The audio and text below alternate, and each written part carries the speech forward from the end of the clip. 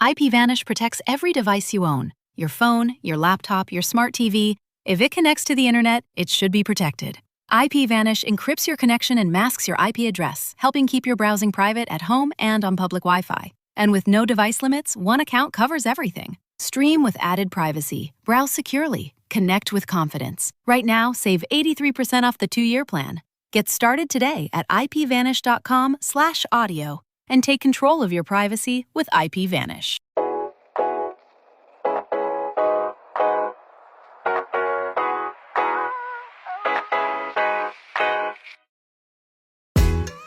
Hello and welcome to the AEW Match Guide podcast. I'm your host, Sam Brown. Thank you for joining me today for this special once-off episode where I will be providing my ballot in the Greatest Wrestler Ever project. Now, for those of you who don't know what that is, there is a fairly kind of well-known in hardcore circles at this point, really. I'm not sure if you know about it or not. I've sort of started coming across it about a year or so ago, but I had a friend who really dragged me into it and explained a lot of what it was. Essentially, it stems from a board called Pro Wrestling Only, and the project is called The Greatest Wrestler Ever, and the hardest of the hardcore provide a ballot of their top 100 greatest wrestlers ever. There's no specific sort of criteria laid out, but it is just said that this is a serious project. We want serious wrestling fans to submit to it. And it's sort of inherent in the sort of discussion that they have that, you know, these people take this thing very seriously. And I thought it would be really interesting just for myself, even if I didn't submit my ballot, to think about who the top 100 greatest wrestlers ever I thought were. Like, I've been watching wrestling now for nearly 20 years, off and on at times. There's been times where I've taken little breaks here and there. And I've watched a fair bit of old stuff. I've watched a lot of new stuff. And I've watched and analysed matches really in depth. So I've got a really good appreciation of what I think my taste is in wrestling, what I like. And yeah, I thought it'd be interesting to just put it down and sort of work it out. I, went back and forth with a few people around, different wrestlers, discussing them, thinking about them. I read some of what was written on the Greatest Wrestler Ever project, although, there's so many different takes out there. The kind of people who are submitting this are the sort of the intellectuals of the people who are most vocal, I should say, around this project are the real, intellectuals of the internet wrestling community. So it really does get very deep on looking around. There was an in-depth sheet where people were discussing the pros and cons of, and I'm not just saying this to get up Rich Ladder's nose, of Liv Morgan as a potential nominee for the greatest wrestlers ever. Now, look, everyone's got their own taste, right? But, oh man, come on, Liv Morgan as the top one. There's been a lot of wrestlers over the years. And I just don't think you could ever say Liv Morgan is in the top 100. Having said that, I'm about to list my top 100, and I am fully aware that there are blind spots. Now, originally when I did this, I didn't even know if I was submitted or not, because I am very aware. The more I find out about wrestling, actually, the more I realize that there are oceans of wrestlers and matches that I just know nothing about. I kick a stone over, and underneath that stone is a hole that is fathoms deep. I can't even see the bottom of it. So I went into this knowing that I have some serious blind spots in my wrestling knowledge, particularly older stuff. I'm just not as familiar with older stuff because I've mostly just watched modern wrestling, and that's what I enjoy. It's what engages me the most. And I have gone back and watched a lot of old stuff, but there's just not enough time to sort of get this sort of level of appreciation that I have for the modern stuff, because I'm living it and watching it as I go, as there is going back and looking at that. Lucha, man, I think, I will readily admit my list is just woefully unappreciative of the history of lucha. and I just have to accept that.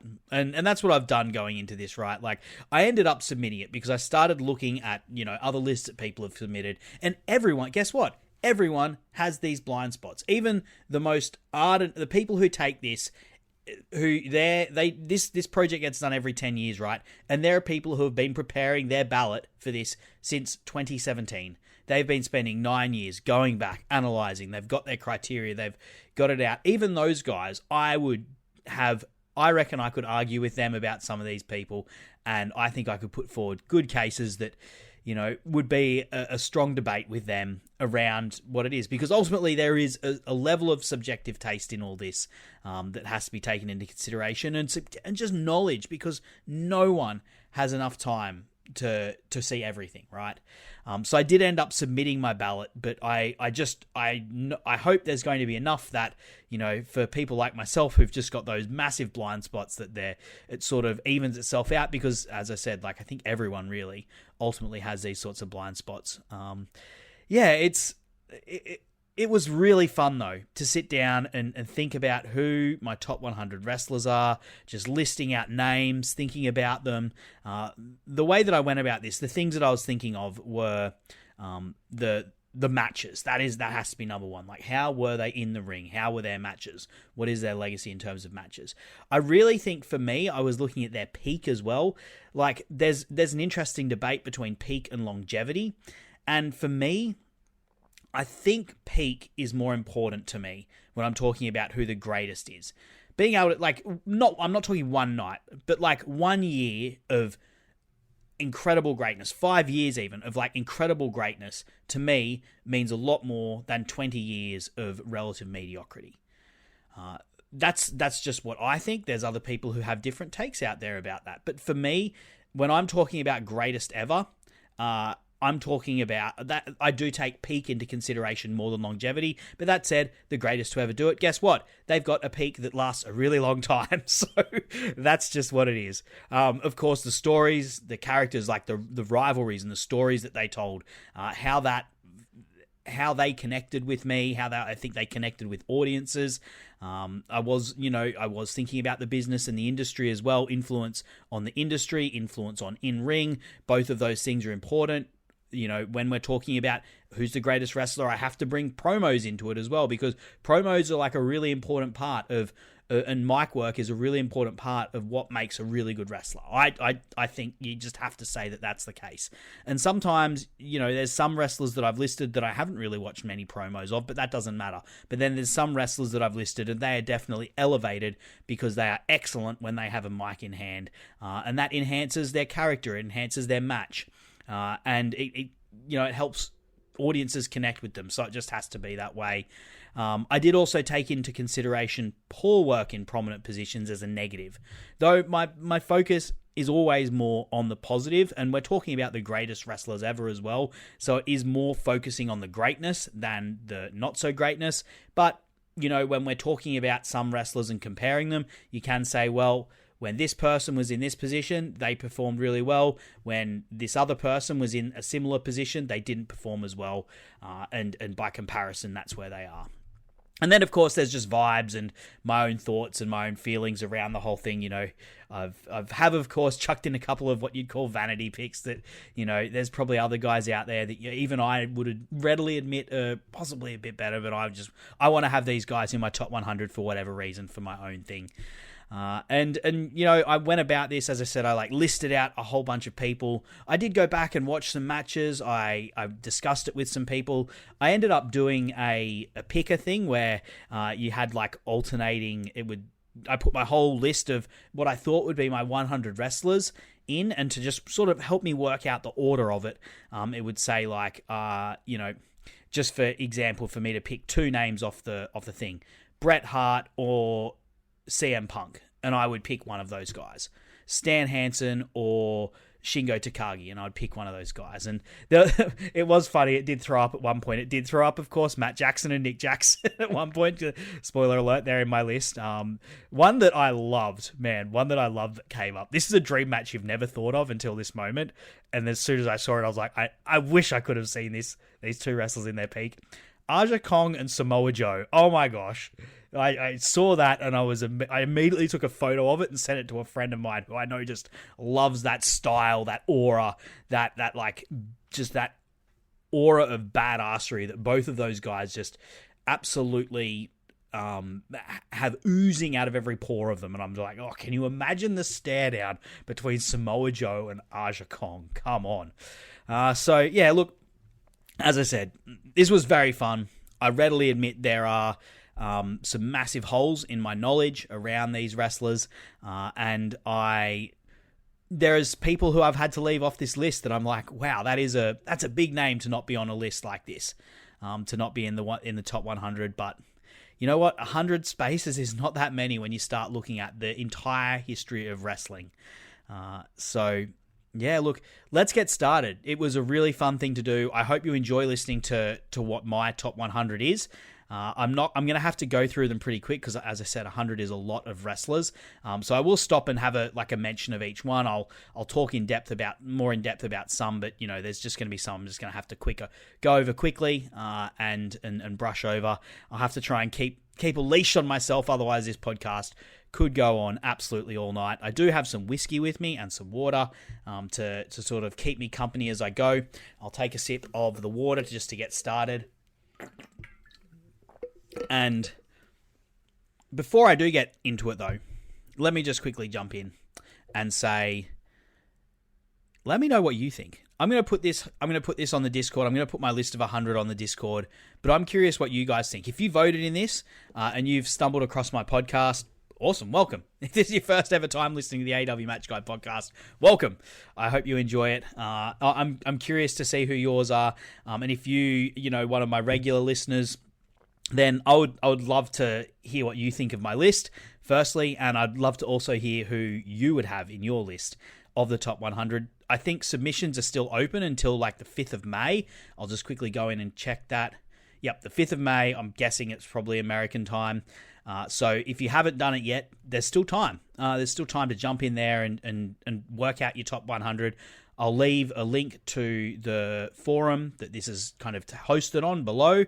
I'm still waiting for them I applied to become a member of this forum like 3 months ago. They still haven't approved my membership, so I can't post on there. So I'm just going to be posting in the Social Suplex, on the Social Suplex in the AEW Match Guide podcast section and talking about it there.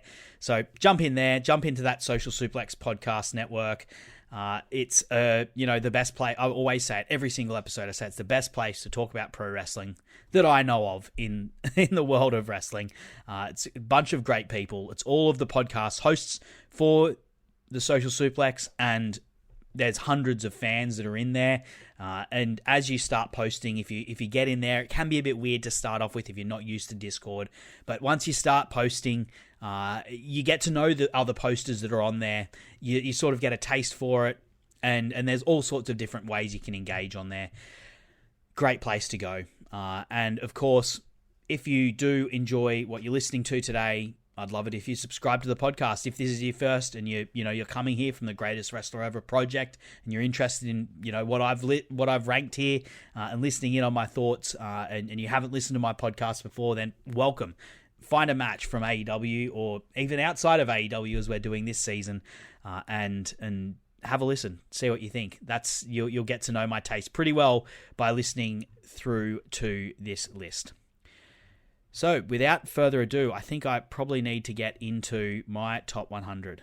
I'll start with what I would probably say is my number 101, which would probably be MJF, who is just outside. He, unfortunately, he has got a lot going for him, but unfortunately, he was negatively affected by my poor work in prominent positions because, man, I will never love what he did. The dump that him and Adam Cole took on the biggest card that AEW will ever do, and that god-awful Brochacho storyline. Like, MJF, when I'm talking, mic work, some of the stories he's told have been really great.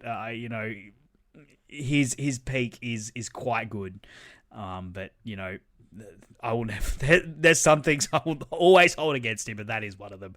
That god awful Brochacho storyline, the all in main event, that's going to be the biggest thing that AEW ever does, and it's going to be that match and that storyline. Oh, God, get it out of here. Let's not talk about that anymore. But he would have been my number 101. And of course, like, if he's 101, he's someone I really love. But yeah, the negativity kind of got me there. Number 100. This is a bit of a vanity pick, if I'm honest, but I have to put him in there. Australia's greatest. Actually, probably not Australia's greatest by this, because I ranked another Australian / Kiwi a little bit higher, but veteran from the Aussie scene, former IWGP Junior Heavyweight, Robbie Eagles. I'm not sure if anyone else will be putting them on that ballot, their ballot, but I love Robbie Eagles. I think he is an incredible wrestler, particularly for his size, the junior style that he is so proficient at. One of my favorite nights of wrestling ever is from Robbie Eagles, going and seeing him when he turned on Bullet Club and joined Chaos at the University of New South Wales Round Room. Incredible night. It was a story that had been building up in the juniors for so long, and man, that's one of the peak nights for me as a wrestling fan. So for that, and representing my country so well for so many years on big stages, Robbie Eagles, number 100 in the greatest wrestler ever list for me. Number 99, Brody Lee. I had to put him in here for a few reasons. Firstly, I just love the bloke. I loved him so much as a wrestler. He was when I've said it a few times, and I'm actually diving into this match later on in this season of the podcast, the Shield versus the Wyatts. That was the match that like drew me back into wrestling and hooked me again after I'd not watched it for a couple of years. And he was all over it. He has to be in my list given that. And you know, when I'm talking about things like the matches and the stories and the characters, the promos, and just, as I said, the vibes, I think on his night, he was as good as anyone, and had some incredible nights, particularly one that I think I rank incredibly highly is his performance when he was becoming that TNT champion. Those strings of performances that year against Jon Moxley, against Cody Rhodes, as TNT champion, then giving it up to Cody in a dog collar match, and what he did that year in AEW where he was just on a tear, and then what he'd done previously in WWE. You know, his push was inconsistent as anything, but every time that he got a chance, he shined so brightly. So for that, he's number 99. Number 98, Roman Reigns, undeniable from a like influence on the industry and in terms of like the biggest stars in the industry. I should say, you will notice when I get through, there's some big names that I haven't included in my list. You know, some WrestleMania main eventers that I haven't included in my list. There's some that was purely for taste purposes. Some I do have a list. I'm not going to say who's on it, but you can probably guess some of the people who are just like, nope, you're a shit bloke, you don't get on my list. So there's a few people on there that you may guess the names of that I've included, that will just, they would, no matter how good they are, they would not be on my top 100. And it's, you know, people, I've got every right to have that. People have got every right to include them on it if they want. It's up to you how you treat that. But yeah, as I said, 100 isn't many people, and I didn't want the, you know, these absolute drop kicks on mine. But number 98, Roman Reigns, I got onto that because, as I said, he's an undeniable top guy for a number of years. I'm a big fan of the Shield. I'm a big fan of the influence that they've had on the industry, how they are sort of the pillars of their generation. Reigns has been up and down. He took a long time to really hit where he needed to be as a top guy, and he was stymied by the way that he was positioned. I mean, what do you need me to say about Roman Reigns? You know all of these things if you're him, but ultimately at the end of the day, he is a guy that exudes charisma and is incredible on the mic, and when he wants to in the ring and get it done, he is fantastic. You know, if I'm thinking of some highlights for him, obviously the work against Cody is amazing. I loved him as part of the Shield. Him in the Shield Triple Threat. Also the match at Money in the Bank with Seth Rollins before. They would be highlights for me, obviously against Bryan Danielson, also against Brock Lesnar. They're highlights for me. Number 97, Greg Valentine. He's on there as a bit of a veteran pick. I haven't seen that many Greg Valentine matches, but when I have, looks hard as nails. Just a guy you could put in any time in the business and he would make his way. If you chucked him in today, he would look tough as anything, and I think he would rise to the top, or at least to the upper mid card. Obviously the highlight is the match against Roddy Piper. That stands out above everything else I know for Valentine. Almost for that alone, he is on this list. But he's someone that is spoken of very highly. 96, Sami Zayn.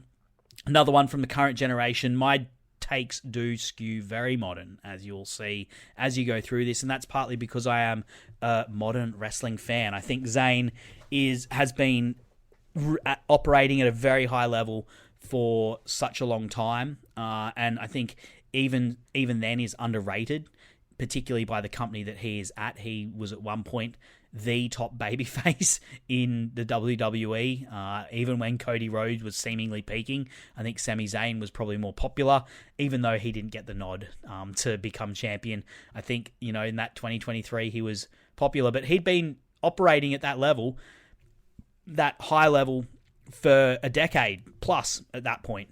I think back to like some of the stuff he did in NXT with Neville/Puck, or the match he had with Shinsuke Nakamura in NXT. And then if you go back to when he was El Generico, the list goes on. So he's number 96. Number 95, Bruiser Brody. Look, just a picture of him. You just look at him and that guy is a wrestler that is to be taken seriously, that has serious aura. I love this. There's this segment where him and Stan Hansen make their debut in All Japan, and they go in and beat up Terry and Dory Funk, and then Giant Baba and Tenru get in there, and there's blood going down Stan Hansen's face, and Brody, and I think Jimmy Snooker's in there as well. They're like spitting and cursing and bloodying up the Funks, and it's so good.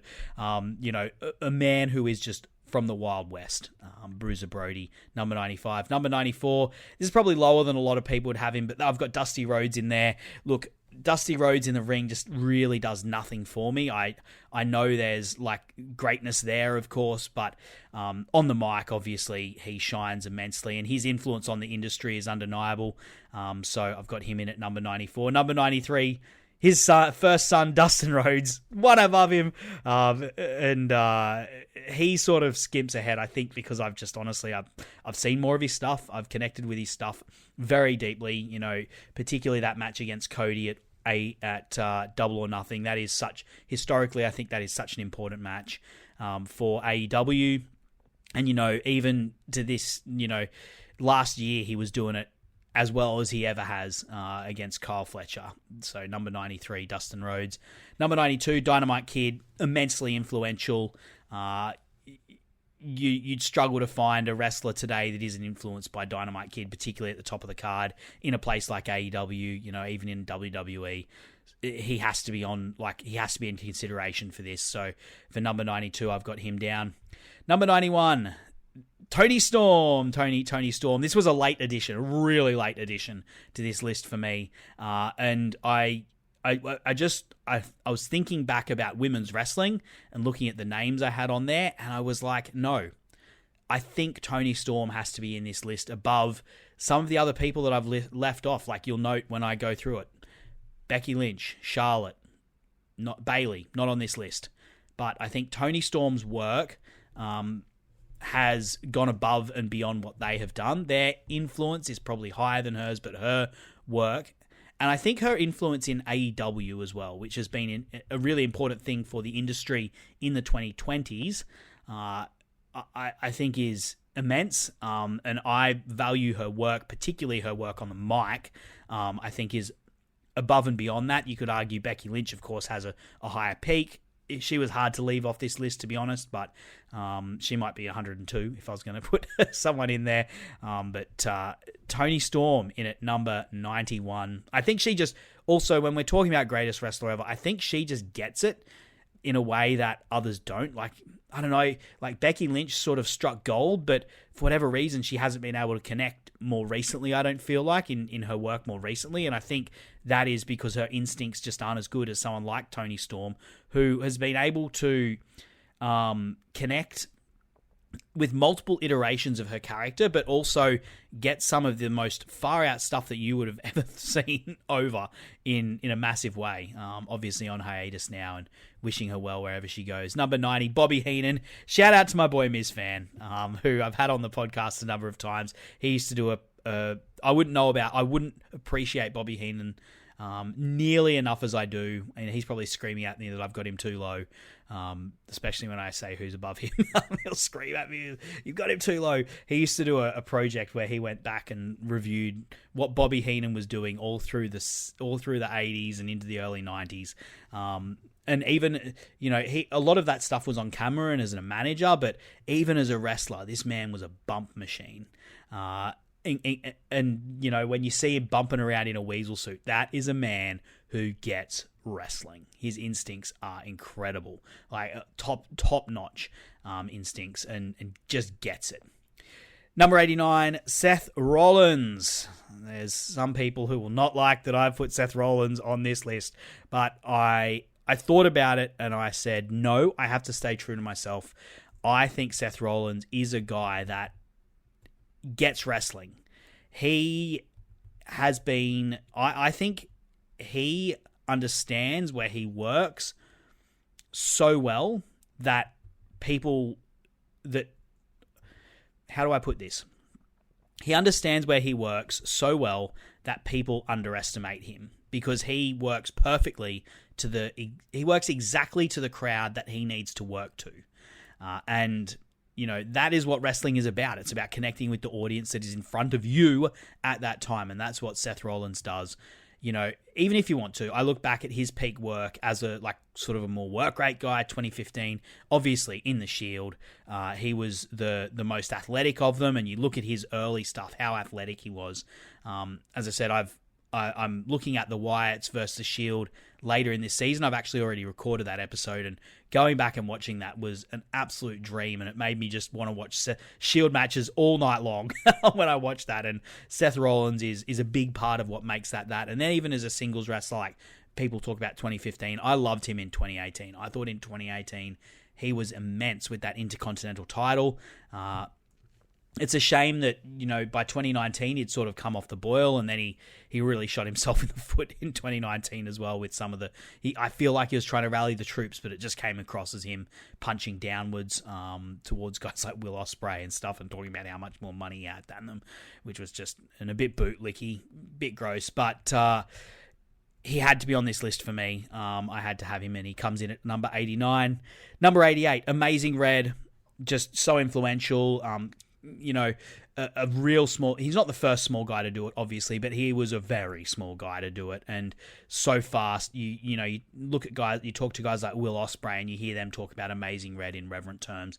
Got to be there.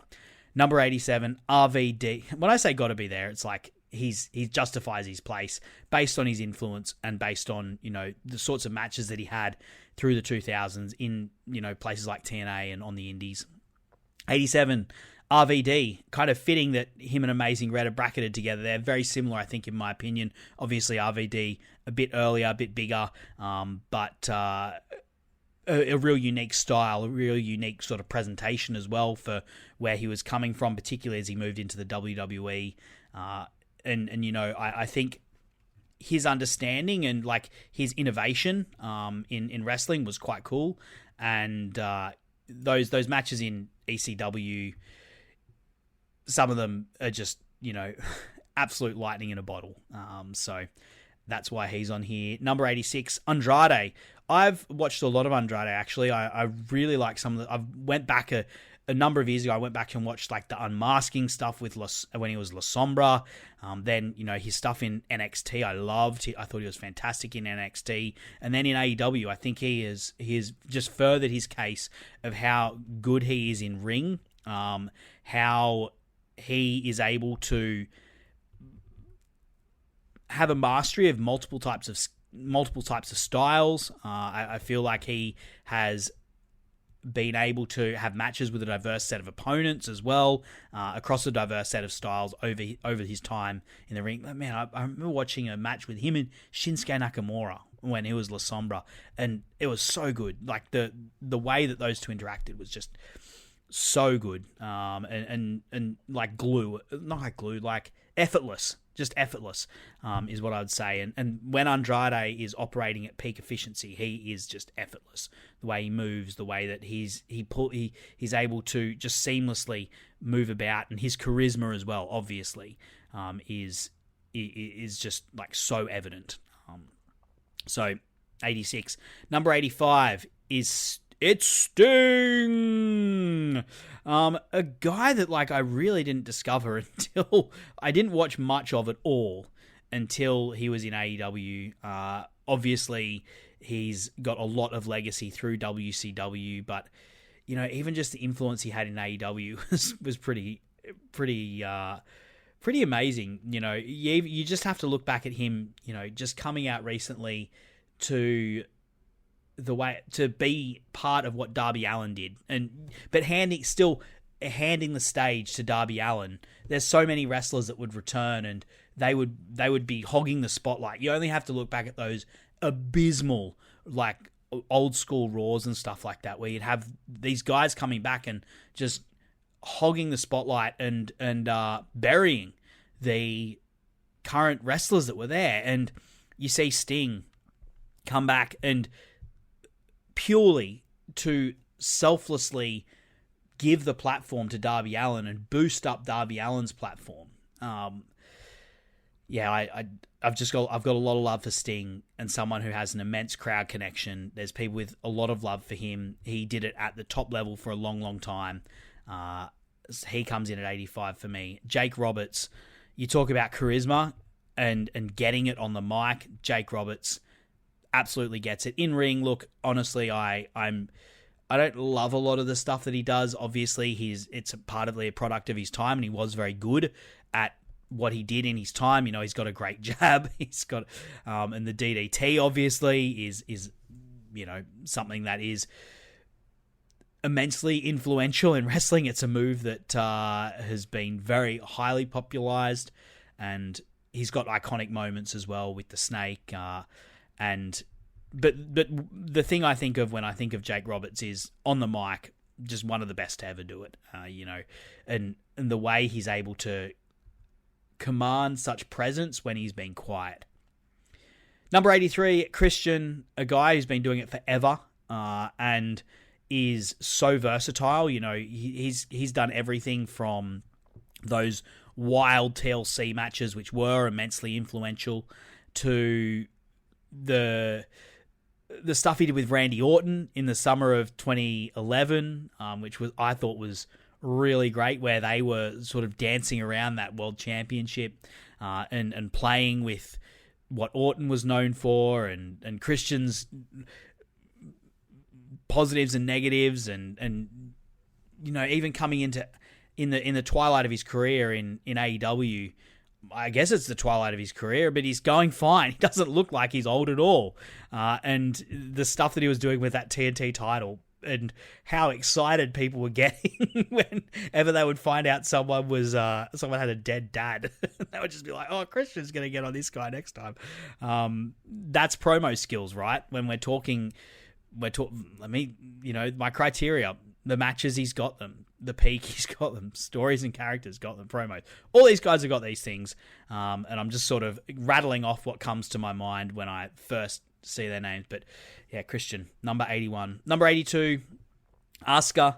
That's Asuka that's now in the WWE. There's a few people that go around as that. I think some people call her... I'm not going to jump into that, but I'll just say Asuka, a wrestler that a lot of Japanese wrestlers look up to. And a lot of even Western wrestlers in the WWE apparently look up to. I remember someone talking about her being someone that they, you know, even though she's their peer, they really look up to her with how she has been able to forge her career through a really tough time to be a Joshi in Japan, really doing it in the Wild West, sort of having to really forge her own path, kind of create her own promotional arm, really, like promote herself, in the time between when Joshi was the Joshi booms from the 90s and then, the late 2010s.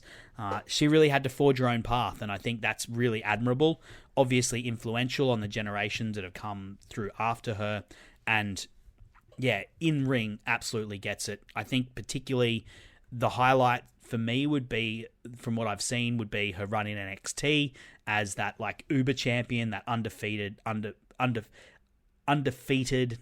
champion in there. Her work was always incredible. There was never a missed moment. And yeah, she's been able to connect with an American audience that, let's face it, just generally does not connect with Asian women, unfortunately, or Asians generally. And she's been able to forge a spot in there and create a real crowd connection, which speaks to her skill as a wrestler. Number 81, Shibata. Coming in at number 81, a guy that has really high peaks, but I don't think enough of them, and sort of really, he really leaned into that strong style that came in the 2010s, but I think there's some wrestlers that were just able to do it for longer, honestly, and possibly at a higher level for longer, I guess. But obviously the charisma with Shibata, the presence that the aura, to use a word, that he exudes, and his crispness in the ring, I think in particular, like no one does that corner drop kick. I know Kenta is the one that sort of innovated it, but I don't think anyone hits it as cleanly as Shibata does. I remember when he did that return, and he did that return, and I think he was beating up Kenta, and it was, yeah, he was beating up Kenta, that's right, and the way he hit those corner drop kicks was just so clean, and he'd been out of the ring forever. Obviously, the series with Ishii is a particular high, the match with Okada, of course. Some people love that match because it's almost like a perfect romantic end for him. But I've also loved his returns in AEW have not been. He's obviously not been a very top guy there, but he's had some very enjoyable matches and formed like a really interesting partnership with Samoa Joe and Hook, which, the less said about Hook, the better in this podcast. But Samoa Joe, another guy that I've already spoiled. He makes this list here, and I think that's been a very positive end to way for his career to sort of wind down, I guess. But obviously the highlights are from his New Japan run. Let's continue on with number 80, which is Puck, who is someone that I've watched a number of times, watched live a few times, and have been watching, through the Cruiserweight Classic.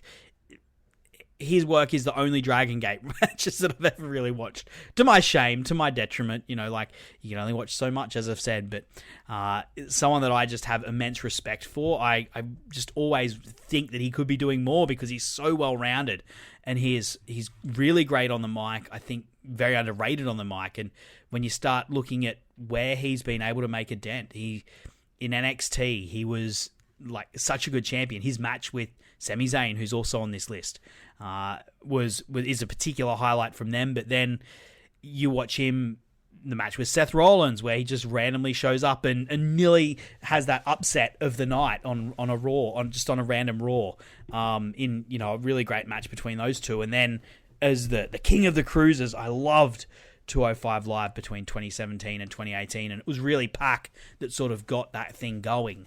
And then in Dragon Gate as champion, for going through to AEW, where he has just been solid as a rock in that upper mid card, and reliable as anything. His control over his body is almost second to none, I would say. The way that he is just able to move in the ring and slow to fast. It's something that I always enjoy watching with him. I keep saying things are incredible and great. I'm going to try and use different acronyms. Obviously, like highlights would be, I'd say the best of 7 against the Elite, matches with Kenny Omega, Hangman Page, Will Ospreay. Surprise, surprise, he has great matches with lots of different people. Number 79, Triple H, a guy who has been incredibly boring in some very, very prominent spots, but also amazing in some other spots. I think of like his matches. He's had a couple of really good matches with Mick Foley that I will always remember and that are like top Mick Foley matches for me. And then he's had fantastic matches with Bryan Danielson, AJ Styles, Stone Cold Steve Austin. I even just remember there's this one match that he has in like the mid-2000s when Evolution is crumbling with Ric Flair. It's a last man standing match. And you can see him working so hard to make sure that Ric Flair looks great in this last man standing match. They're both bleeding buckets. They're brawling all over the arena. He is someone that obviously has those, just is completely insufferable sometimes. And I nearly took off this list many times. I was discussing back and forth with one person. He kept being like, "You can't have Triple H on the list, Seb." And just giving me names like that I've not got on this list, and being like, "This guy's so much better. He's so much. How can you have Triple H on the list when you got this person?" But look, I just can't. For the highs that there are, I can't not have him on the list. I also think is worth mentioning influential. He was part of one of the most influential periods of wrestling in the Attitude Era, for better or worse, and part of DX for better or worse. Obviously with all the caveats that you can give about WWE and the way that it overstates the history of the Attitude Era and DX in the Attitude Era, but no doubt is someone who is immensely influential, and even more so now. Only more so as things go along. This is, of course, talking about wrestling, so we're not talking about backstage booking and things. But, if we're talking wrestler and thinking about WWE, you've got to take into consideration his work in The Authority and what he did against opposite Daniel Bryan. Sometimes that was absolutely insufferable, but at the same time, the highs of that program would not have been present if it wasn't for how much Triple H made people hate him in that program.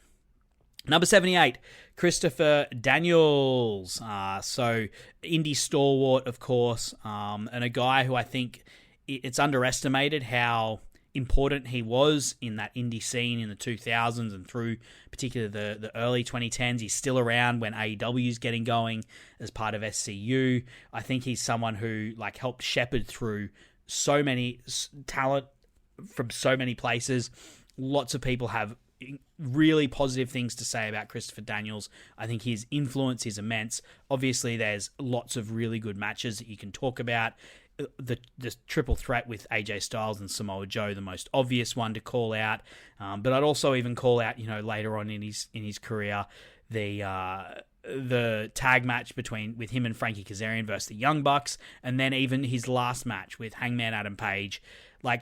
That is a veteran there, Christopher Daniels, using his last match to get a guy who he sort of got this history with and is sort of handpicked, and he wants to get him over, and he just gives everything to get this guy over, and dies in and finishes off. He doesn't announce it as a big thing. It's not like a year-long project that, a couple weeks before him, Jeff Jarrett's laying out this year-long project that people are rolling their eyes at. But he just goes out and does it quietly, but does it spectacularly at the same time. Number 78. Number 77, Yuji Nagata, the most unlucky MMA fighter of all time, who's had 2 MMA fights against Mirko Cro Cop and Fedor Emelianenko. I was joking about that with some of my friends at work when we're talking about pro wrestlers in MMA, and I always mention Yuji Nagata, the poor bloke, who deserves so much better. But he's in my list, number 77. Something I remember, I remember how quickly he adapted to this is how you know Yuji Nagata just gets wrestling. When they had no crowds, he was one of the first people in New Japan to like understand, okay, this is how you need to have a match when you don't have any crowds for it to still work. And that's how you know he just gets wrestling. Number 76, The Undertaker. Another guy kind of like Triple H that I just don't like. Like, I don't like you as a person. But at the same time, there's just some stuff in there that's undeniable. He's got to be, so he has to be on my list. There's some moments that are undeniable. Like I think of the old streak within a streak that there used to be, where he had like those matches at WrestleMania every year that were just so it's fashionable to like hate on them now, but you know, at the time they were so beloved, and I think still really are amongst the populace. You know, the real intellectuals that are probably submitting their greatest wrestler ever projects probably don't, you know, they're holding their nose as I mentioned WrestleMania 25, but man, I remember watching that WrestleMania 25 match with Shawn Michaels, and it was absolutely friggin' awesome. And then they did, I think, an even better match the next year. Then, of course, CM Punk, match against Edge, match against Batista. But even going back, right, like, of course, you've got the insane matches with Mick Foley as Mankind that is amazing. I even love, you know what, I've got a soft spot for. I like the match with Yokozuna where, you know, like, it's just everyone has to get involved. There's the entire locker room of heels has to get out to bury the Undertaker. I like that match.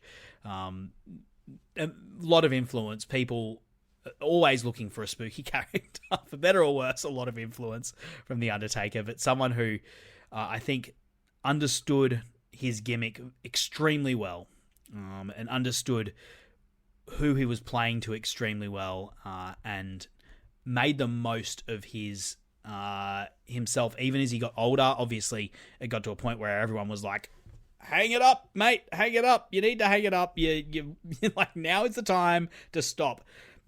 But for a number of years there, like as a veteran, he was still like a highlight when he showed up. Number 75, Cody Rhodes. You know, someone who more recently would be in this, going upwards in people's estimation on a project like this. I still think his best match is, even though, you know, obviously his legacy is buoyed immensely by him being the top face in WWE so successfully for so long in such a positive period for business. I still think the best match he ever had is against Dustin at Double or Nothing, and that's also historically important. Also, he has to be noted historically important. His influence on the industry, as you know, all the members of the Elite are on this list. Surprise, surprise! If you're listening to this podcast, the members of the Elite are on this list. He's the lowest, but all of them deserve immense respect, and immense. Although the fact that they were the founding people, that they founded the movement that AEW was built on. For that alone, for their work doing that, they should be in every wrestling Hall of Fame. Because you talk about influence on the business, there's very few factions that have got more influence on the business than that. There's maybe, you know, like, I'll listen to the NWO argument, but maybe the Four Horsemen. There's, of course, like, as I said, I've got massive blind spots. There's probably a lucha one that, you know, stands up to it or whatever. But in American wrestling, there's not a whole lot of people, not a whole lot of movements that are more powerful and are more influential on the business than the Elite and the creation of AEW. To someone who is absolutely purely in there for his in-ring, Walter/Gunther, someone who is just almost like a leviathan. We'll say like a giant, a titan. A titan is probably the word. Is like this titan that delivers blows that a hammer falls onto his opponents. The fact that he has been able to make it work in WWE is just shows how much he gets it. If you'd watched him in elsewhere on the indies, you'd think this guy is incredible. He is he just understands how to make a match work so well. He understands what goes into it. He understands crowd connection. He understands how to make a babyface look good in their comeback and how to get heat on them. But he's probably not. It's never going to work in WWE for a guy that looks like this. Well, guess what? It has. It even did when Vince McMahon was there. He wasn't purely a Triple H project. He got it to work when Vince McMahon was there. And that is how good Walter/Gunther is. Obviously, he needed to do immense work on himself to do that, but he did. So, number 73, and I'll bracket number 72 with this. There's a few tag teams that I've ranked in this, and for most of them, when I'm thinking of them as a tag team, I've just ranked them next to each other. I've kind of gone which one has had a slightly better singles resume than the other as the higher one, but I've just sort of grouped them together. So 73, 72 is FTR, Dax Harwood and Cash Wheeler. The tag team, I think they have been a big part of people really pining for tag team wrestling to be more prominent. Obviously, there's other acts that have been a big part of that as well. But when they were in WWE, in NXT, there was suddenly out of nowhere, there was there's a movement happening in tag team wrestling. Tag team wrestling's big in the WWE again.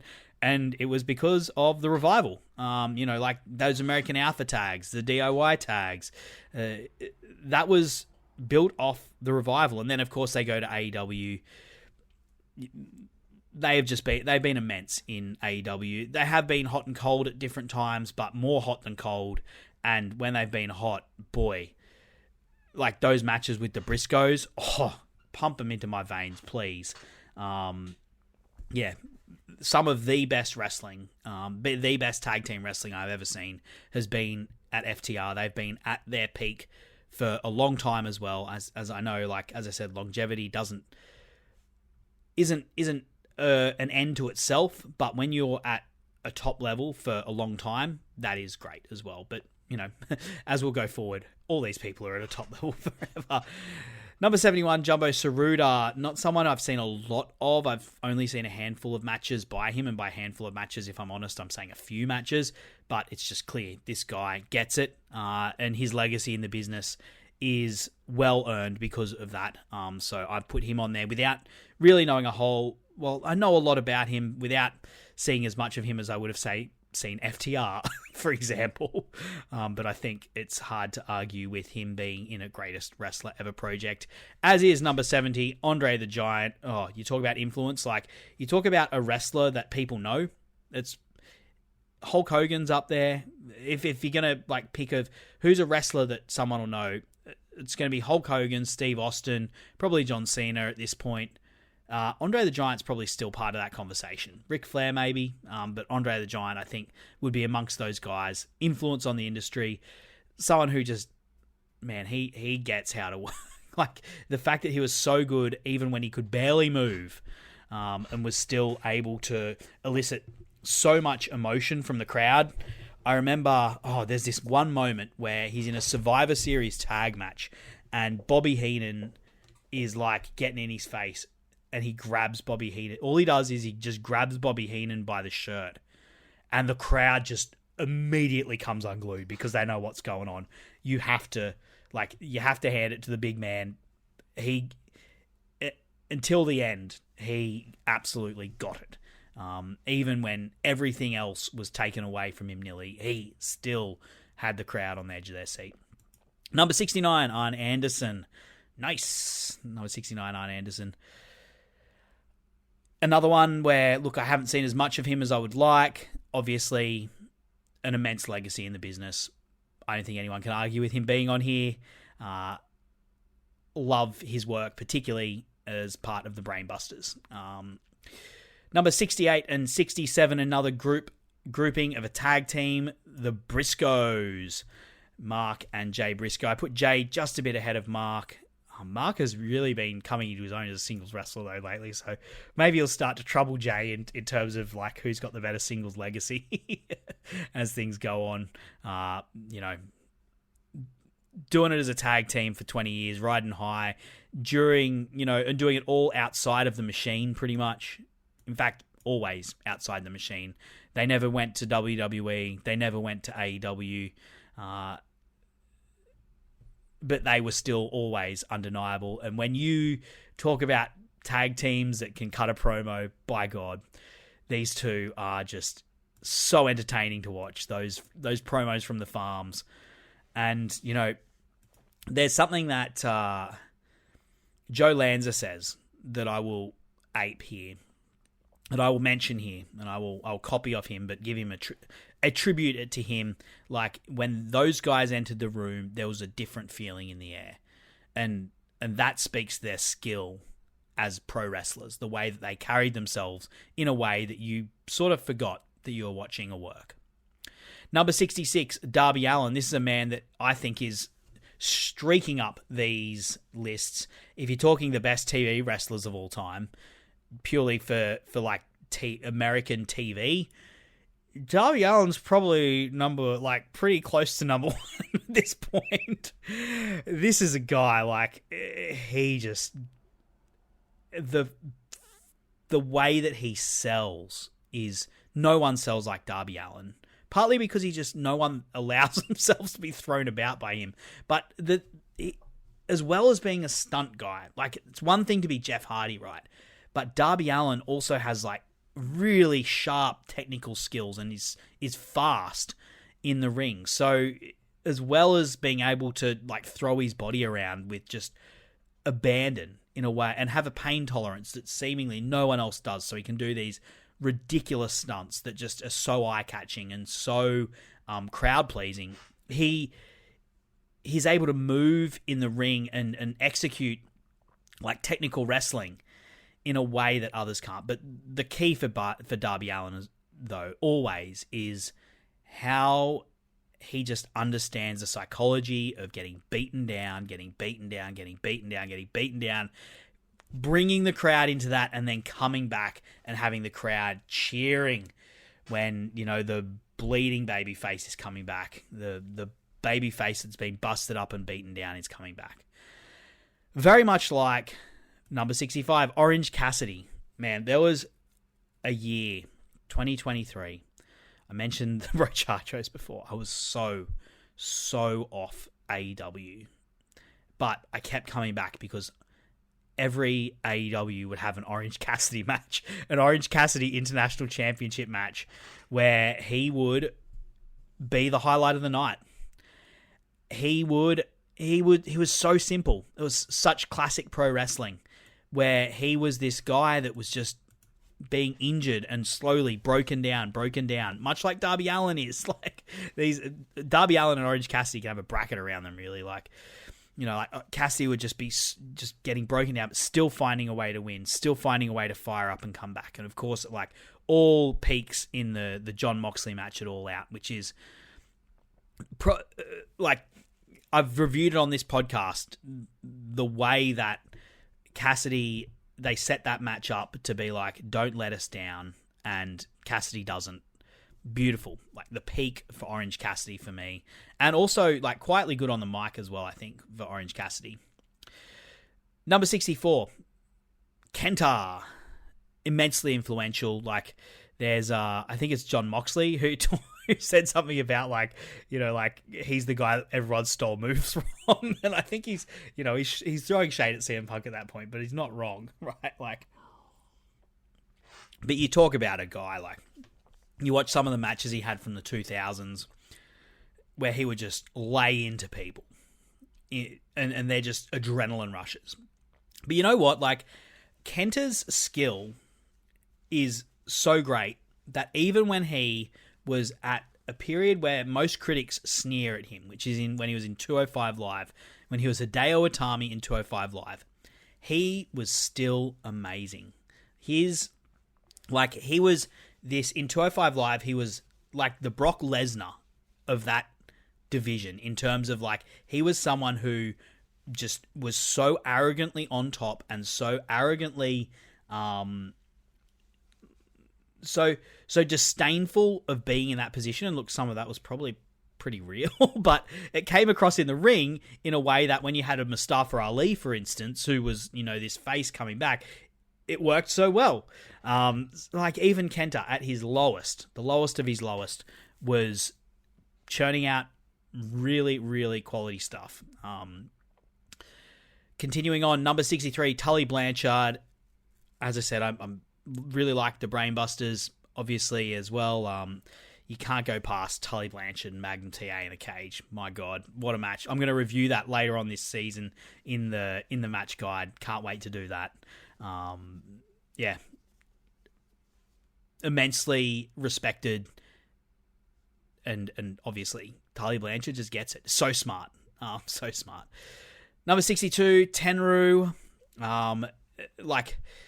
I've mostly only seen tag team matches with Tenryu. And he's one of the people on this list that I've seen the least of, I think. But I feel comfortable putting him in there because the tag matches I've seen him in, he's just so good. Like the way he carries himself, it's that All Japan heavyweight era. Oh, yep. Obviously he's a little bit before the four pillars. But just that All Japan era where they've got these guys at the top, and they're so believable in their roles, and they understand how to draw that crowd in, and then get them to explode when they need it to. So he's on my list. As I said, I have not seen a lot of his, but he's on my list because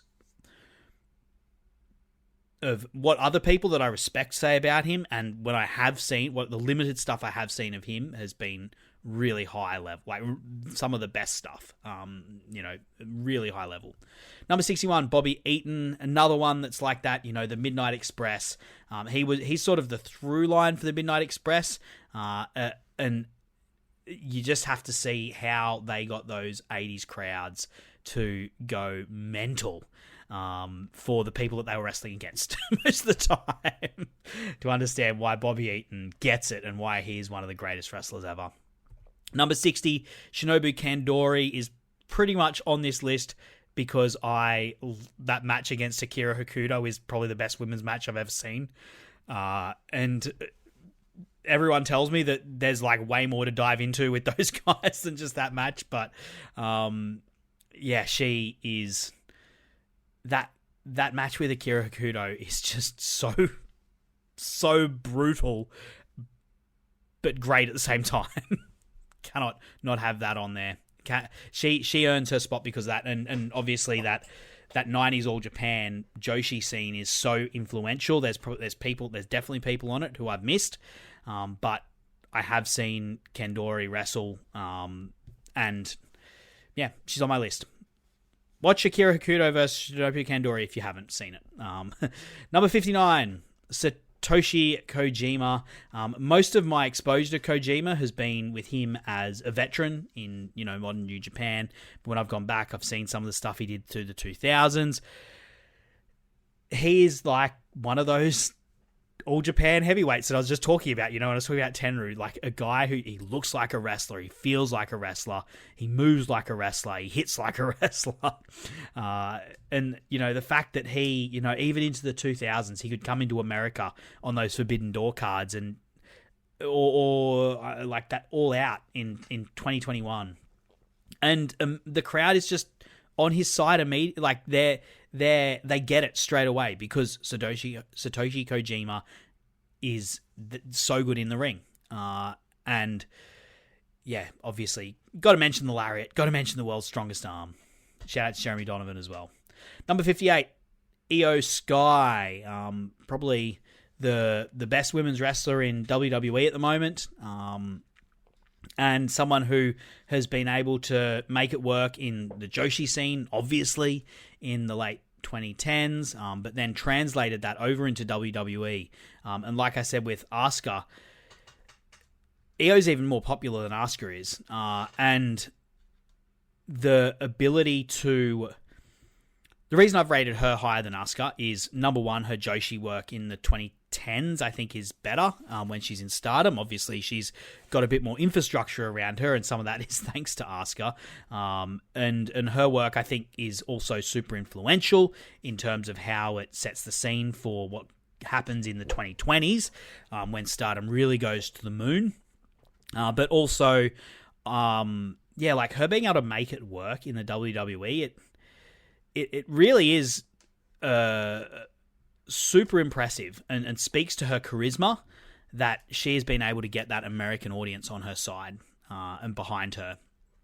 And speaks to like her understanding the fundamentals of wrestling, because she just has been able to understand her audience and create a presentation that has got them on side, even when historically Japanese, Asian people have not been able to make it work in the WWE.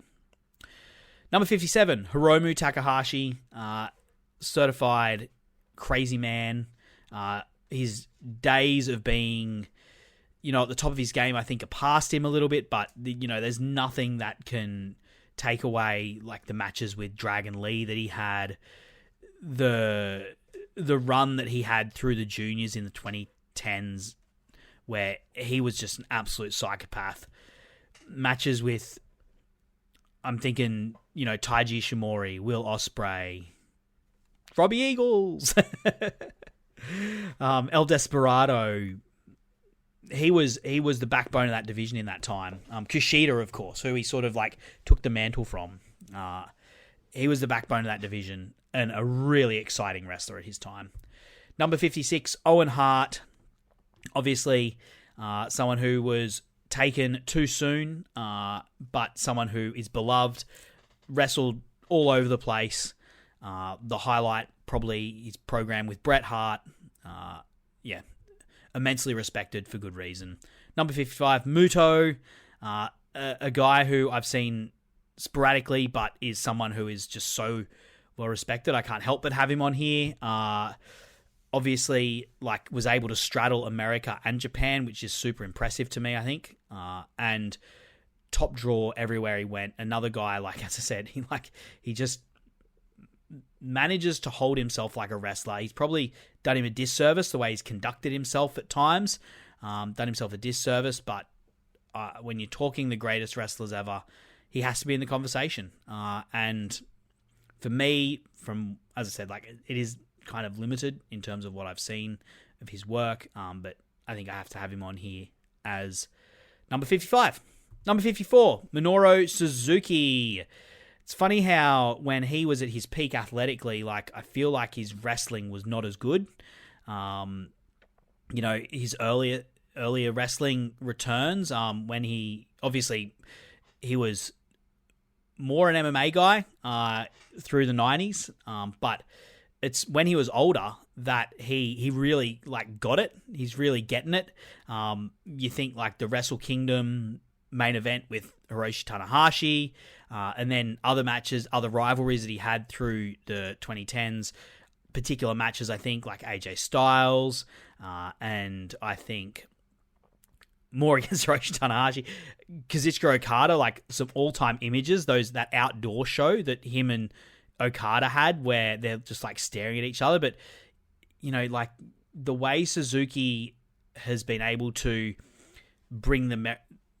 I feel like I'm repeating this over and over again with Japanese wrestlers when they've been able to bring American wrestling fans or Western fans into their act.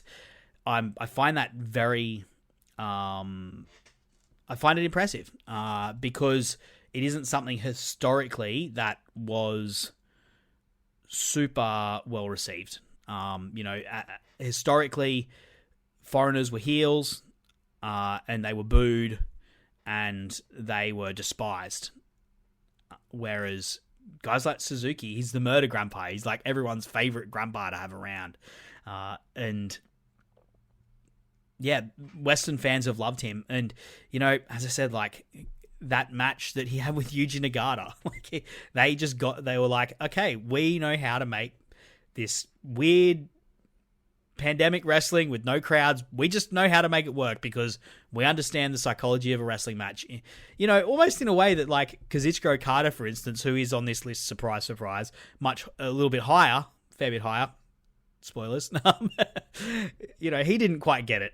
But Minoru Suzuki and Yuji Nagata immediately got it.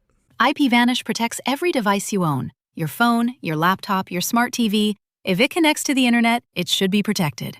IPVanish encrypts your connection and masks your IP address, helping keep your browsing private at home and on public Wi-Fi. And with no device limits, one account covers everything. Stream with added privacy. Browse securely. Connect with confidence. Right now, save 83% off the 2-year plan. Get started today at ipvanish.com/audio and take control of your privacy with IPVanish. Number 53, Mercedes Moné. Someone who I think is... I agree with the people who say she is the greatest women's wrestler that North America has ever produced. You know, managed to do it in the WWE. There's the match with Bayley, Brooklyn, obviously. Another immense performance against Bianca Belair at WrestleMania. I want to say 37. Might be off with my numbers there, but that main event, two first black women. Then goes her own way and has come to AEW, and another like set of headlining performances with Toni Storm, and the stuff she's done as a belt collector, really well received. Just like immensely talented athletically, but also is able to compose matches in a way that really gets the best out of her opponents a lot of the time. Like you look at that Bianca Belair match, you look at the Bayley match, and how she is able to make those guys look incredible. I'll never forget the way that Bianca just whipped her with her hair in that match, and the welts on her body as she just like worked so hard to make Bianca, and sold so well to make Bianca look like just the brick shithouse that she is. That is by the way, that is a term of immense respect when I'm talking about someone who is strong. It's not a bad thing. Yeah. Anyway, Mercedes Moné in at number 53. Ricky Steamboat in at number 52, of course. Highlight has to be against Randy Savage at WrestleMania 3. Good Lord. In case you don't know, it is fairly late here. And then, of course, against Ric Flair in 1989. And a generational babyface, a guy who was able to stay face the whole time and was beloved by crowds until the end. You know, even I remember when he had that match against Chris Jericho.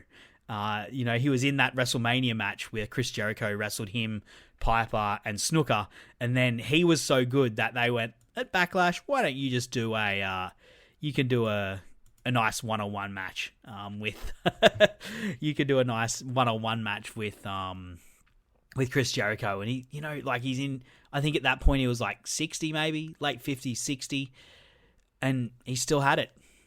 Still had that incredible arm drag. Number 51, Akira Hakuto. As I said, like, she may well... Like, she's in my consideration purely... Well, a big reason she's in my consideration is that match with Shinobu Kandori. But I know that her influence is greater in terms of, like, how she's influenced the next generation. I also think of, like, the match with Miko Satomura. There's a bunch of tag matches she's involved in that some of which I've seen from like 93, 94 that are really cool as well. 90s Joshi is something that I probably should watch more of because I know it's great. And she's one of the ones that really stands out from them, from what I've seen. And I know that she is super influential. So she goes in at number 51. Number 50...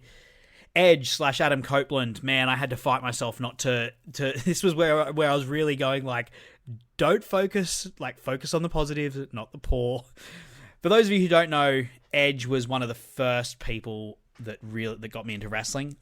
It was a The first match I remember getting into was Dave Bautista versus the Great Khali. And what had happened was a random SmackDown, and Batista was meant to face Edge at the next pay-per-view. I think it was Night of Champions or something like that, or it might have been like one of those B-level WWE pay-per-views. I don't know how I stumbled on this thing, but Edge forced him to go. He said, well, to do it, you're going to have to beat Great Khali. And he did, of course, and I really loved Batista. I immediately was like, wow, this guy is incredible. Didn't make my list, unfortunately, but, I soon, watching that, and I soon understood, oh, wait, the reason that I'm so into this is because of Edge. And then, I started watching more and more Edge. I loved the match with Foley, the stuff with Cena, and then later on, as he's going through that year, he has the matches with The Undertaker, and I would later go back and watch that main event that he had with The Undertaker at WrestleMania. I think, his wrestling smarts, he definitely was someone who leaned towards hardcore matches, but you just have to watch some of the singles matches he had, like the one with The Undertaker, where, he is in there making it work. It was apparently his layout of that match. And John Cena actually called Edge the Albert Einstein of wrestling. I think that's probably a bit rich, but it gives you an idea of the respect that they had for him backstage. And of course, those TLC matches as well. I think also his WWE work, he just had a glee at working heel, doing despicable things. There's this, after he had that match with Mick Foley, which, by the way, I love that match with Mick Foley from WrestleMania. Very highly of that match. One of my favorite hardcore matches, for various reasons. But after that match, he has this it's meant to be a tag match with him and Foley against a one night stand against Tommy Dreamer and Terry Funk. And then they're like, let's get the women involved. So Lita and Beulah McGillicuddy get involved. And the way that they finish it is Edge spears the shit out of Beulah McGillicuddy and then pins her in a leg spread. Cover your kids' ears, guys. Her legs spread, and he's pinning her, and he's thrusting as he pins her 1, 2, 3, and getting so much glee out of just being the most horrific bad dude ever. Anyway, I think psychology wise he gets it. Later on, I don't know. As I said, I had to. I'm focusing on the positives with Edge. There's a lot of bad stuff you can say about, particularly his later runs, where I feel like he's just trying too hard. He's trying too hard. And it's not working. Whereas before, it felt more natural, and he just felt more comfortable in his skin, maybe. I don't know what it is. It's maybe he's trying to prove himself. I don't know. Anyway, let's move along from that. But he still gets number 50 because, as I said, there's a reason that the reason that I got into wrestling was because of how he connected with me as a heel, and how I hated him. And as I became aware of what was going on, I was like, he's the one that's doing the work. Anyway, let's continue on. Number 49, Jun Akiyama, the fifth pillar. I'm going to have to start racing through these because we are going long, baby. We are going long. The fifth pillar. Talking greatest wrestlers ever. Talking wrestlers that look like wrestlers, feel like wrestlers, hit like wrestlers. I don't think it really, there's very few that fit that bill more than Jun Akiyama. He looks like a dude that really would do this for real life. Number 48, Kurt Hennig, Mr. Perfect, as he's known in the WWE. Just an immaculate in-ring worker. Spotless in a way that wrestlers, wrestling is very different today. And I feel like they aren't as spotless and just technically perfect the way that Mr. Perfect was. And I don't know if it's just his nickname doing the heavy lifting there, but, what I've seen of his, is just chef's kiss clean, baby's bum clean after you've wiped it. Number 47. I feel like this one's going to be, there's going to be some people going, you're stretching having this guy on the list, but I'm going to stand by it. Come at me, Swerve Strickland. There are very few wrestlers in this current era of wrestling that I think understand body language and projection the way that Swerve Strickland does. Of course, there is the insane depths that he is willing to go to in terms of like pushing his body to and putting his body through levels of intolerable pain and violence. Actually, just literally last night, I recorded. This is not going to come out for a couple of months. Actually, I recorded a match. I recorded a match guide episode for the Hell of War match that him and Dante Fox have, AR Fox, in Lucha Underground. And the depths that those guys put their body through in that match, what he has done in the Texas Death Match, in the All Out match with Hangman Page, that is one thing. That is, and to me, that counts immensely when it comes to the matches because I love those matches so much. But he understands like his presence and the way to project in a way that so few wrestlers do. Like the way he carries himself, the way he uses his body language, just speaks to his understanding of in-ring psychology. I would also add a big tick for him, like in terms of his like skill as a wrestler, is how he made the Acclaimed in their matches together, and how he got the audience on the Acclaimed side. They went in there face versus face. He summed up what was happening really quickly, and he commanded the tone of him and Keith Lee's, the way they approached the Acclaimed. I did an episode about this. If you want more of my thoughts on that, go back and listen to that. I think this guy is one of the greatest wrestlers ever. Comes in at number 47. Number 46, Mayu Iwatani. The Daughters of Stardom. Kairi is not on this, unfortunately. Io Sky / Shirai is. Mayu Iwatani comes in at number 46. You're talking no-neck wrestlers who I'm about to drop another one. Mayu Iwatani has to be up there as an all-timer I hate my neck wrestler. 46. Her matches speak for themselves. Number 45, Kota Ibushi. Man, I forget how graceful Kota Ibushi was. He like floats. He is inhuman in how graceful he is as a wrestler.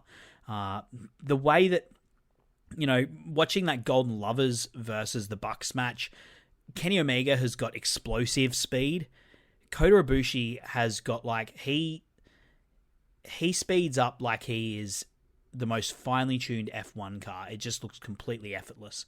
The way that he goes to 100 miles an hour. He's as fast as Omega, but you don't feel the explosion when he takes off. He just seems to glide off, and it's like, oh, suddenly he's at that speed. Or when he jumps, he just seems to levitate off the ground. Kota Ibushi, and the way that he lays into his strikes, amazing. The matches for him, the physical charisma. He's number 45. Number 44, Sabu, immensely influential. Cannot be overstated how great he was, how wild he feels. How, he took so much, the man who played Sabu took so much glee in, towing the line of kayfabe to the very end. But immensely influential with how he used tables, for better and worse. And an absolute wild man. Felt like a different kind of guy. Number 44. Number 43, Shuri. When it comes to Joshi wrestlers, there are very few that I enjoy watching more than Shuri, with the way that she just lays into people. Her run as champion, she felt like a Titan. I mentioned the Titans before, but she felt like a Titan at the top that no one could knock off. And she just, whenever she got hit, she would hit back harder. I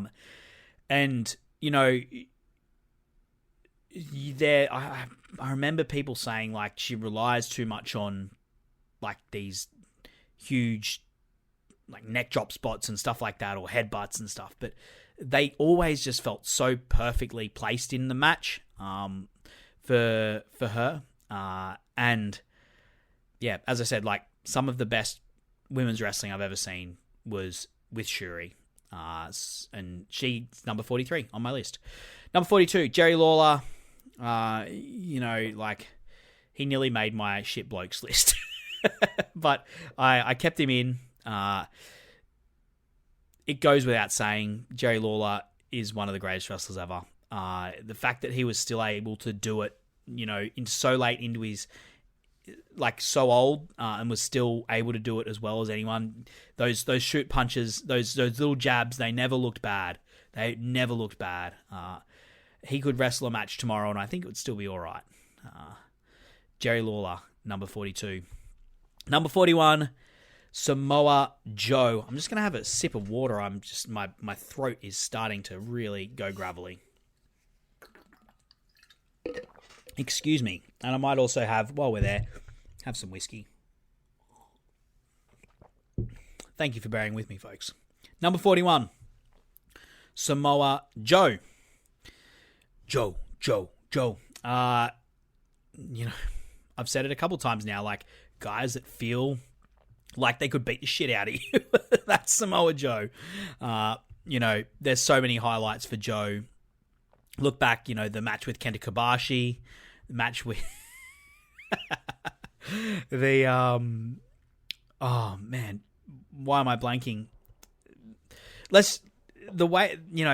He's gone through so many different stages of his career that he had his early stages where he's wild work rate. He's just really super athletic for someone his size.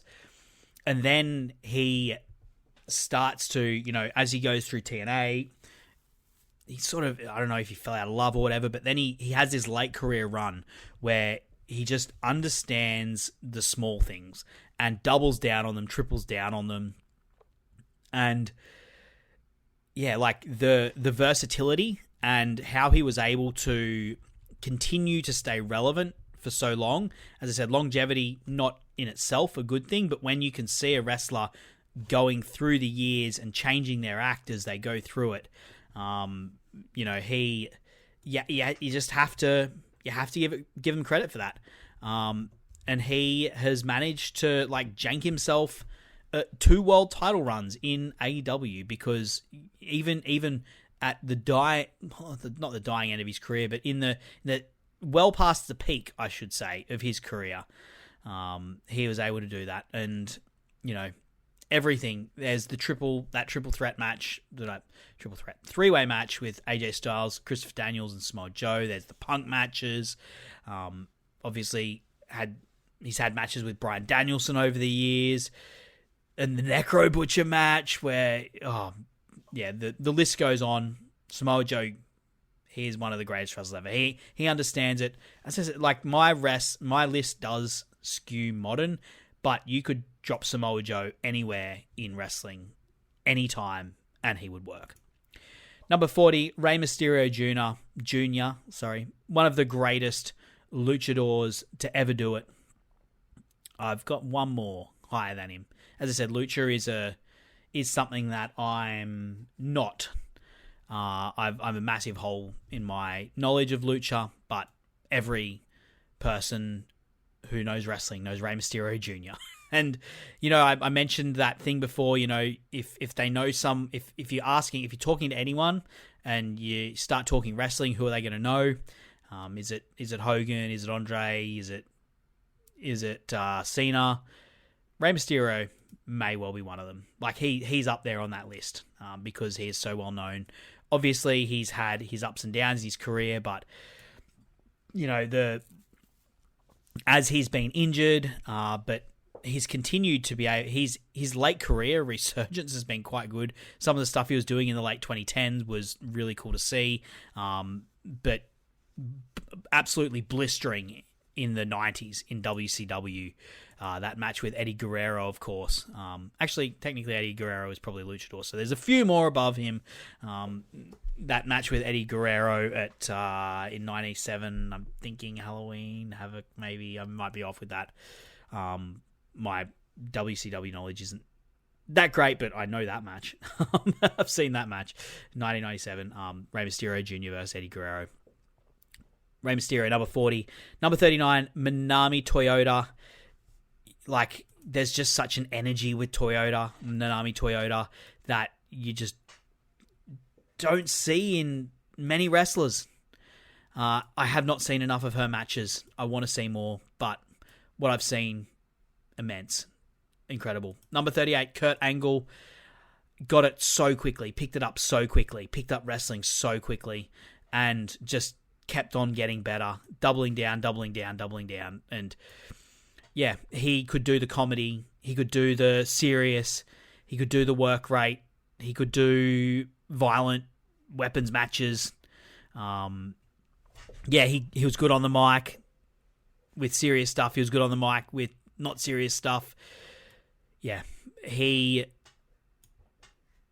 one of the most athletically gifted wrestlers to ever go in the ring, because he's won a gold medal with a broken freaking neck. But the way he was able to adapt was is really commendable. And of course his returns. Yeah, there's more good matches than I could ever list. Number 37, Jushin Thunder Liger, immensely influential junior wrestler. I'm not going to go in depth about that. It's just is what it is. Number 36, Eddie Guerrero, another immensely influential. All the people above are immensely influential. Eddie Guerrero, though, like, not a show goes by, it feels like, or a pay-per-view at least, that someone wants to shimmy the shoulders or do some sort of Eddie Guerrero tribute, because he is so well beloved. And, someone who just had so much talent as a wrestler. And he had his demons, of course had his demons, but when he was on so well. And I don't, I haven't seen half his stuff that people rate incredibly. Like, I've only seen one match that he's had in AAA, and most of the stuff I've seen is his WWE stuff, which some people say is not even his best. Some people say, like, I like the WCW stuff that I've seen. He's number 36. Number 35, Aja Kong. As I said, I had that moment where Aja Kong versus Samoa Joe came up in my list, and I was like, coming up in my comparison sheet, and I was just like, oh boy, I really wish I had got to see that match at some point, those two at their peak. Few people kick ass the way that Aja Kong kicks ass.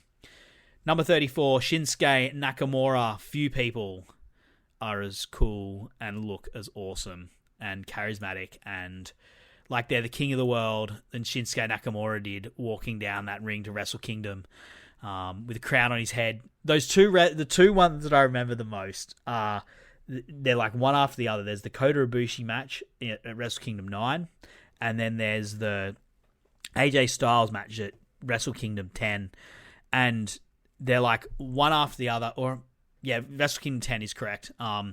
And I think in one of them he's got like a stripper on his shoulder or something, and the other one he's wearing a crown. Both of them, he just looks like he is the king of the world. He is so cool, so cool. And of course in the ring, like that translates in the ring. His early stuff is not as good, but when he put things together, boy, incredible.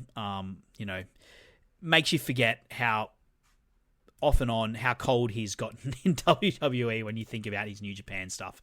Number 33, Shingo Takagi. Boy, I could watch Shingo Takagi matches all day long. He is awesome. I'll be reviewing a match with him and Will Ospreay next week on the AEW Match Guide podcast. For more of my thoughts about Shingo Takagi, you can listen in then. Number 32, Stan Hansen. Oh, like him going to the ring and the crowd fleeing because he just because they just think he's so wild, and the way that he translated that into in the ring, where he just looks like what I want wrestlers to be like that. I want them to look gritty and ugly, and they hit hard and they spit and they snarl. They're not handsome, and if they're handsome, they're about to get their block knocked off by Stan Hansen. Number 32. Number 31, CM Punk. He had to make the list. I can't, in right mind, leave him off the list, even though I cannot emotionally connect with him anymore, and he flirts with my shit bloke list. Look, in good conscience, CM Punk has to be on the list. Obviously, on the mic, one of the all-timers, one of the greatest ever, and was able to make it work in the ring. Even just 2 weekends ago at WrestleMania. Was that 2 weekends ago or 1 weekend ago? I can't even remember. He's in his late 40s at this point, and he's still able to work at a really high level. It's a shame that he had those 7 years out, because they probably, the problem is he was in such a bad headspace, so maybe they wouldn't have been his best years, but that was probably his peak, was going to be his peak years, that he was off fighting in the UFC, getting beaten by Mickey Gall. But, you could see it, because when he came back, he fell off towards the end of his AEW run, because I think he was not motivated, lacking focus, all those things. But when he got in the ring in AEW, like the match with Darby Allin, the match with Eddie Kingston, but even just like small, he had a really good match with Dax Harwood at one point that was awesome. I really love the match with Jon Moxley. All-timer on the mic, obviously in the ring, got it as well. Number 30, Tetsuya Naito. One of my favorite matches ever remains that Wrestle Kingdom 20 match. Wrestle Kingdom 14 match against Kazuchika Okada. Naito was checked out sometimes, but when he was on, he was such an awesome and charismatic wrestler, who was so fast and was able to just string together those amazing sequences that were so awesome in the New Japan in the 2010s. There's people out there who seem to not like that style of wrestling, but for me, athletically and psychologically, I think those amazing streaks of counters and dodges and fast movement, I think they're awesome. I think that is the best that the sport of pro wrestling has looked. For me, at least, that's my feeling. And Naito was a big part of that. He comes in at number 30. Number 29, Toshiaki Kawada. Eddie Kingston's never going to forgive me for ranking him only at number 29. Number 28, Mystico, has been at the top of CMLL for so long. I've not seen enough of Mystico, but I respect people who rank him so highly. And what I have seen of his, I adore and love. You only need to see how that crowd sings along to his song to know how, the connection that he has forged with them. And the fact that he was able to come back from, how poorly he was handled in the WWE and regain, his crown, just speaks to his skill as a wrestler. Number 27 and number 26 are a tag team. It is the Rock and Roll Express. Obviously, one of the quintessential tag teams, the face tag teams of the Territories era, still going to this day, immensely influential. All of the tag teams cite them as one of the greats, as one of the great tag teams. They get wrestling. And you only need to listen to the crowds of women screaming for them to understand how they get wrestling. Number 25, The Rock, probably the most charismatic wrestler that has ever lived. I probably am higher on him because of how incredible he was in 2024. We knew how good he was from the Attitude Era. He's had two amazing comebacks. I reckon the stuff against Cena was really, really good and very impressive for a guy who'd been out of it for so long. And then he comes back, and he's more taking the piss when he comes back in 2024. But the promo, you could see he was just loving life, getting to just cut loose as a heel. The promos he cut on Instagram were just so good. I remember that one where he's in Texas and he's got the cowboy hat and he's got the buckle And there was this one line that that just popped me so good, where he goes, "I'm going to give this belt. I'm going to beat you with it, Cody Rhodes. I'm going to take your belt. I'm going to beat you with it. And then I'm going to hand it to Mama Rhodes. And I'm going to say, you're welcome." It's just so good. So good. And you know what? In the ring, he knew what he was doing. That, he's not a savant, obviously, but he knew what the crowd wanted and he was able to give it to them. Obviously not as athletically gifted as many of his peers, but his pure charisma. As I said, he's probably the most charismatic wrestler ever. His pure charisma carried him and makes him one of the greatest wrestlers ever. Number 24, AJ Styles. Athletically, one of the best to ever do it. Really influential. A list of matches so long that are incredible. Managed to do it in TNA. Managed to do it in New Japan. Managed to do it in the WWE when no one thought he could. He became, within a year, he had become a trusted hand for Vince McMahon. This guy who, still can't really cut a promo because he was so good in the ring. Because he was so able to carry... just carry things in the ring. He got entrusted to be one of the figureheads of SmackDown when they did the brand split. It was Dean Ambrose and AJ Styles. John Cena was put to SmackDown, but he was not going to be there full time. It was going to be Dean Ambrose and AJ Styles. He was entrusted as one of the top guys of the promotion. In Vince McMahon's WWE, that's how good he was in ring. Number 23, Ric Flair. Of course, Ric Flair is one of the greatest wrestlers ever. Of course he is. Number 22, Shawn Michaels. It's become fashionable to clown on Shawn Michaels, as I've said, but he was too good to not have on this list. The list of matches that I could give would be there's very little point getting into it. You know them all. One I'll call out, just this small thing that I think shows how good Shawn Michaels was as a wrestler. There's this Survivor Series match he has with Randy Orton. I think it's 2007 maybe.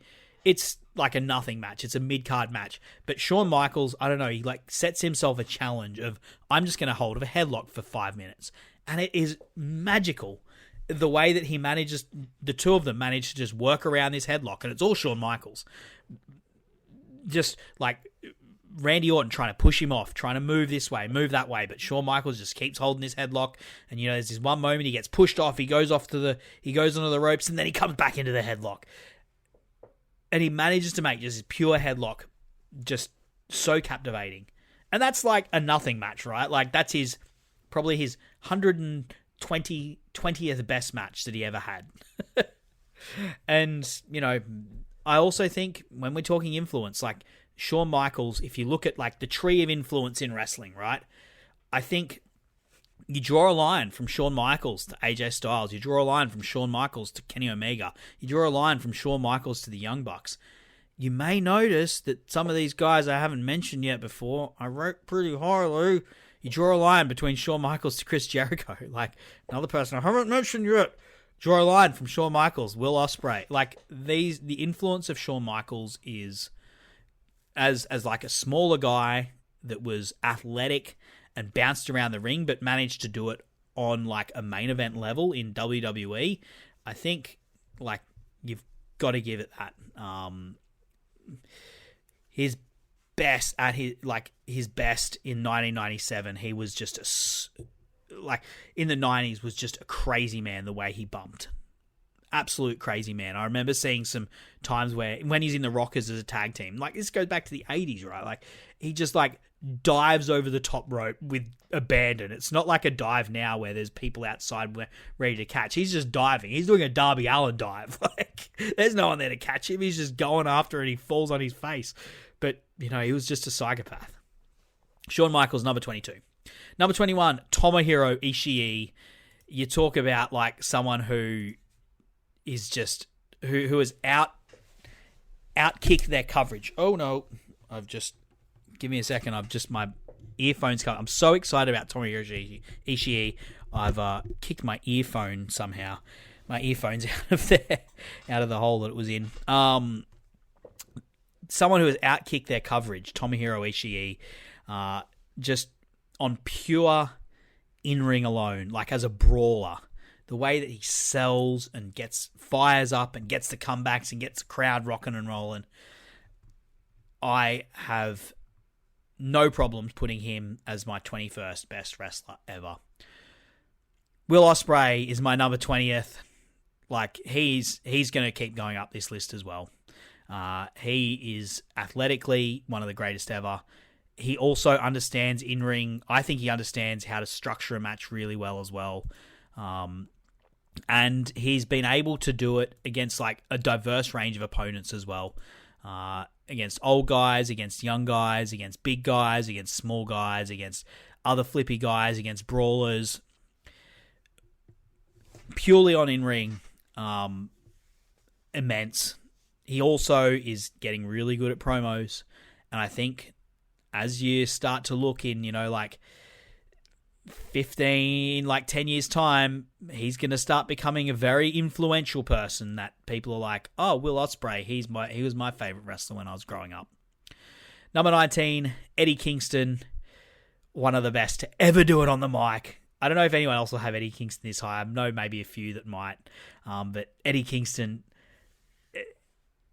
another guy that's outkicked his coverage, I think. Like, when I'm talking about like the greatest wrestlers ever, I'm mentioning microphone work and how that brings you in. That is Eddie Kingston, because he brings you into his matches in a way that I don't think maybe 2 other wrestlers do for me. 3 other wrestlers do. He brings me into his matches in a way that only 3 other wrestlers do, and it's because of the way that he carries himself and the way that he believes in the words that he speaks and the way that then that goes to the in-ring.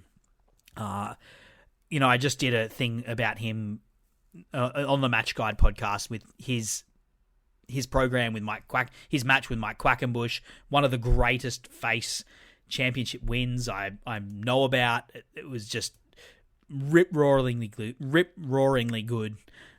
And so much of it is because of the way that Eddie Kingston is able to give his matches meaning, and the way that then that influences the fire that he brings to it, the way that influences his selling. And yeah, it's been incredible to see how he has also built this career, like the end of his career, being able to like have this final like run in AEW where he's finally got paid for what he's worth, finally getting the dues that he has due. And I watched him in NWA, but I wouldn't have fallen in love with him the way that I have unless I had seen him in AEW. Like the Punk match, the Moxley feud, the Jericho, him walking to the Danielson feud, he'd like walk into the ring with a jerry can. Like, that speaks to how great he is as a wrestler. And as I said, like, I'm unapologetically me in this list. And as we get to this top 20, you see that he's unapologetically me. And I will argue to the death about some of these. And some of it is because I've connected with these wrestlers, and that's just is what it is. Number 18, Chris Jericho, a guy who has done it in WCW. He's done it in Japan. He's done it in Mexico. He's done it in the WWE. He's done it in AEW. Like, as I said, longevity is not a thing in itself, but when you're at the peak in so many places, it speaks to how good you actually are and how good you are at connecting with the audience and giving them something that they believe in and something that they want to either cheer or boo. And he has done both of them in all those places. Particularly, I think, important for the foundational role that he played in the foundation of AEW, which speaks to his influence on the industry. Also, I think, underrated a bit as a draw. I haven't talked much about draws and, like main eventing and stuff like that, which is a big thing, of course, that I've taken into consideration. I just haven't talked about it much on this thing. But Jericho, I think, like, the stuff that he did with Omega, with the Tokyo Dome, and how he was able to, like, I think they increased the subscriptions to New Japan World by like 30% or something, that's pretty high. Yeah. I think promo, you talk matches, you talk stories, you talk characters, you talk promos. Chris Jericho's got it all. And I've got him at number 18. Number 17, Roddy Piper. Another guy, like, undeniable charisma on the mic. That dog collar match with Greg Valentine, the match with Bret Hart, the influence, like you hear what people say about him. What guys like MJF or CM Punk say about Roddy Piper, what guys like John Moxley say about Roddy Piper. He's someone that is just undeniably one of the greatest wrestlers ever. Number 16, Bret Hart, another one. The excellence in execution, maybe the cleanest wrestler ever. I said Mr. Perfect before. Maybe that's actually Bret Hart, like technically the most proficient wrestler ever. Some of his matches leave me feeling a little bit cold, but there is no denying the skill that Bret Hart had. And also, more over than the WWE propaganda wants you to think. As like the flag bearer for the new gen, business wasn't great in the new gen. Not as good as it was in the 80s, not as good as it was in the late 90s, but the crowd loved and they lived and died with Bret Hart. Number 15 is, as I take a swig, Vader. No one marches to the ring like Vader. With that elephant thing on his head and the steam coming up. What a look. What a vibe. And, then he gets in the ring and he starts swinging away. And the connections that he made, like his match with Mick Foley, man, where he's like, amazing. I think and there's like a match where he's like, eye comes out or something like that. I don't know. Anyway, Vader, almost purely on vibes, but also the violence that he exhibited in his matches. Like even though he never had he never really hit the jackpot in the WWE. One of my favorite matches from like the mid 90s is the Final Four match, and he's in that. He's like, of course he's in that, and a big part of the violence that's in that. Him, Undertaker, Bret Hart, and Stone Cold. Number 14 and number 13, Matt Jackson and Nick Jackson, respectively, the Young Bucks, the highest rated tag team. Look, you can argue with the cage match listing if you want to argue that the Young Bucks aren't a great tag team. These guys, no one puts together a tag team match like the Young Bucks. Some people say that's for better or worse, but for me, that's for better. They are just a constant highlight. I don't know if they've ever had. They probably have, but in their modern times, they have held together and been the highlight of so many shows, so many pay-per-views, so many TVs, because they just have a way of creating a finish to a match that escalates and escalates and escalates and escalates and escalates, but never feels forced. So rarely feels forced. You see these matches, like you see matches where they miss the boil.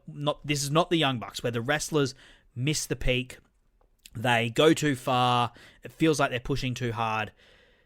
Nick and Matt Jackson managed to have these matches that just constantly escalate, but they never feel like they're going too far with it.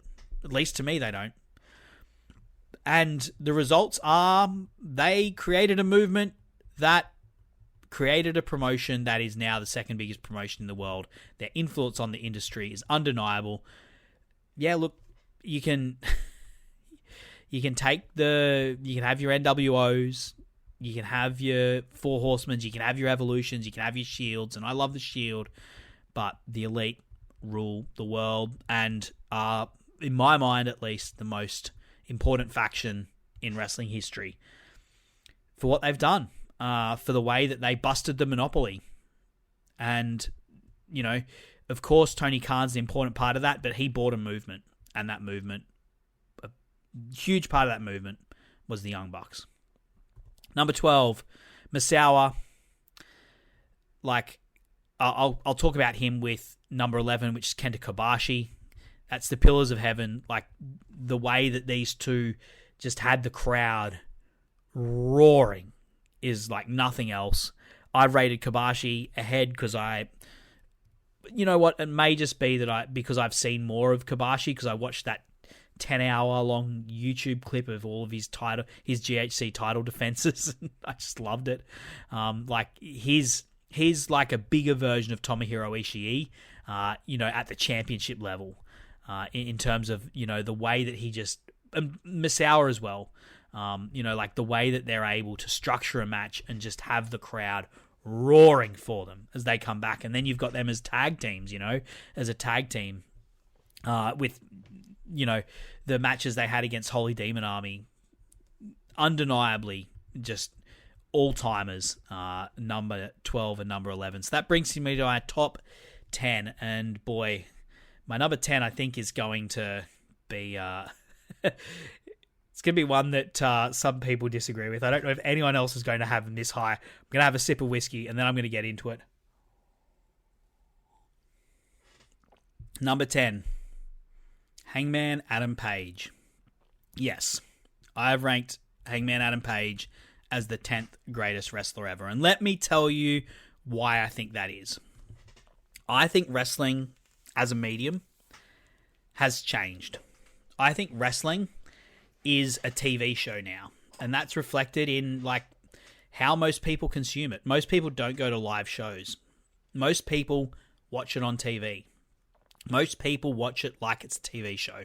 It's a weekly TV show that they watch. And that has been something that wrestling has been grappling with. Like, how do we change from being a live event to being a TV show?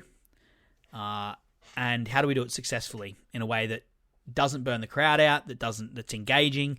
And, like, the Attitude Era was one response to that. Vince Russoism is another response to that. Like, the way that Vince McMahon did things is a response to that. And I don't think anyone has adapted to wrestling being a TV show as well as Hangman Adam Page. I don't think any other wrestler has been able to craft a long-term story for their character that is as high quality and as good and as consistent as what Hangman Adam Page has been able to do through his time in AEW. We're talking, at this point, 7 years of a character that has remained one long arc. The matches, of course, speak for themselves. You've got the Texas Death Match with Jon Moxley. You've got the Texas Death Match with Swerve Strickland and the All Out one. And if you're going to say, okay, well, that's great, there is plunder matches, what's he done elsewhere? You've got the Will Ospreay match at Double or Nothing, which is just like a straight singles match. You've got the Bryan Danielson 1 hour Broadway straight singles match. The two matches with Kenny Omega. And then the TV matches that he's had. Adam Page has been in ring, I think, AEW's best pay-per-view performer throughout their history, throughout the 7 years that they've been live, and one of their best TV wrestlers. But the reason that he is one of the 10 greatest wrestlers ever is because of the way that he has been able to create a modern, almost prestige TV style character arc for his wrestling character. And it's not something that I think any other wrestler has done as consciously as what Page has done. There's wrestlers where you can sort of see that, you can kind of like see outlines of a character arc that lasts a little while. But for Hangman, it's through feud after feud. You see like the way that his character goes back and forth, and the way that the stories sort of line up and build up one on top of the other. The way that he explores themes that have not been explored in wrestling, like the way that he explored anxiety the way that he explored his mental health. And look, some people don't like that in their wrestling, but me, I do. The way that it's informed by the relationships with these characters, and the way that he is able to convey that through his promos, and then also in his matches. You know, you only need to look at the difference between, say, him leading out full of confidence and full of happiness, the Dark Order, to face the Elite. He's like the captain of the team to face the Elite in that elimination tag match, and compare that to the way that he slowly stalks down Swerve Strickland in their all-out match. You know, to see the amount of thought that this guy puts into every single movement that he makes. And as I said, like, I think in the modern TV style of wrestling, where it is a TV show, no other wrestler has managed to so successfully sculpt a character and a character arc in the way that Paige has. And that has been influential in its own way. You've seen guys like MJF try and copy it. That's what MJF was trying to do with Adam Cole. He was trying to do that in a speedrun mode, and far less successfully than what Adam Page was able to do it. And you can see Will Ospreay doing that because he sees how it works. And I know that Hangman's been influenced by like Kenny Omega and Kota Ibushi to do that. But I think when it's come to taking that sort of style of character building and then translating it into TV, I don't think anyone's done it better than Hangman Adam Page. And that is why I've ranked him as the 10th greatest wrestler ever. Also, vibes pretty high for him, I think. Number 9 is Jon Moxley. My favorite wrestler of all time. I'd be lying if I said that didn't have a big part of that. But I think he is a guy that gets wrestling. He has been a top guy in AEW for 7 years now. He was upper mid-card to top guy in WWE from 2016 onwards. You see the way that him and Seth Rollins had program after program, that they had a streak where for every summer from 2014, 2015, 2016, 2017, either against each other or together side by side with one another, they were the highlight of what was going on in WWE. And then leaving, falling out of love with what he was doing in WWE, and going to AEW, becoming the most important wrestler that AEW has ever had. Jon Moxley, the positive influence he has had on the industry has been immense. But, you know, in ring as an ace figure for AEW, he has been such an important figure and has got it done so many times. The amount of rivalries and feuds and great matches that he's had has been top-notch. I'm trying to find different ways to say that all these great wrestlers are great.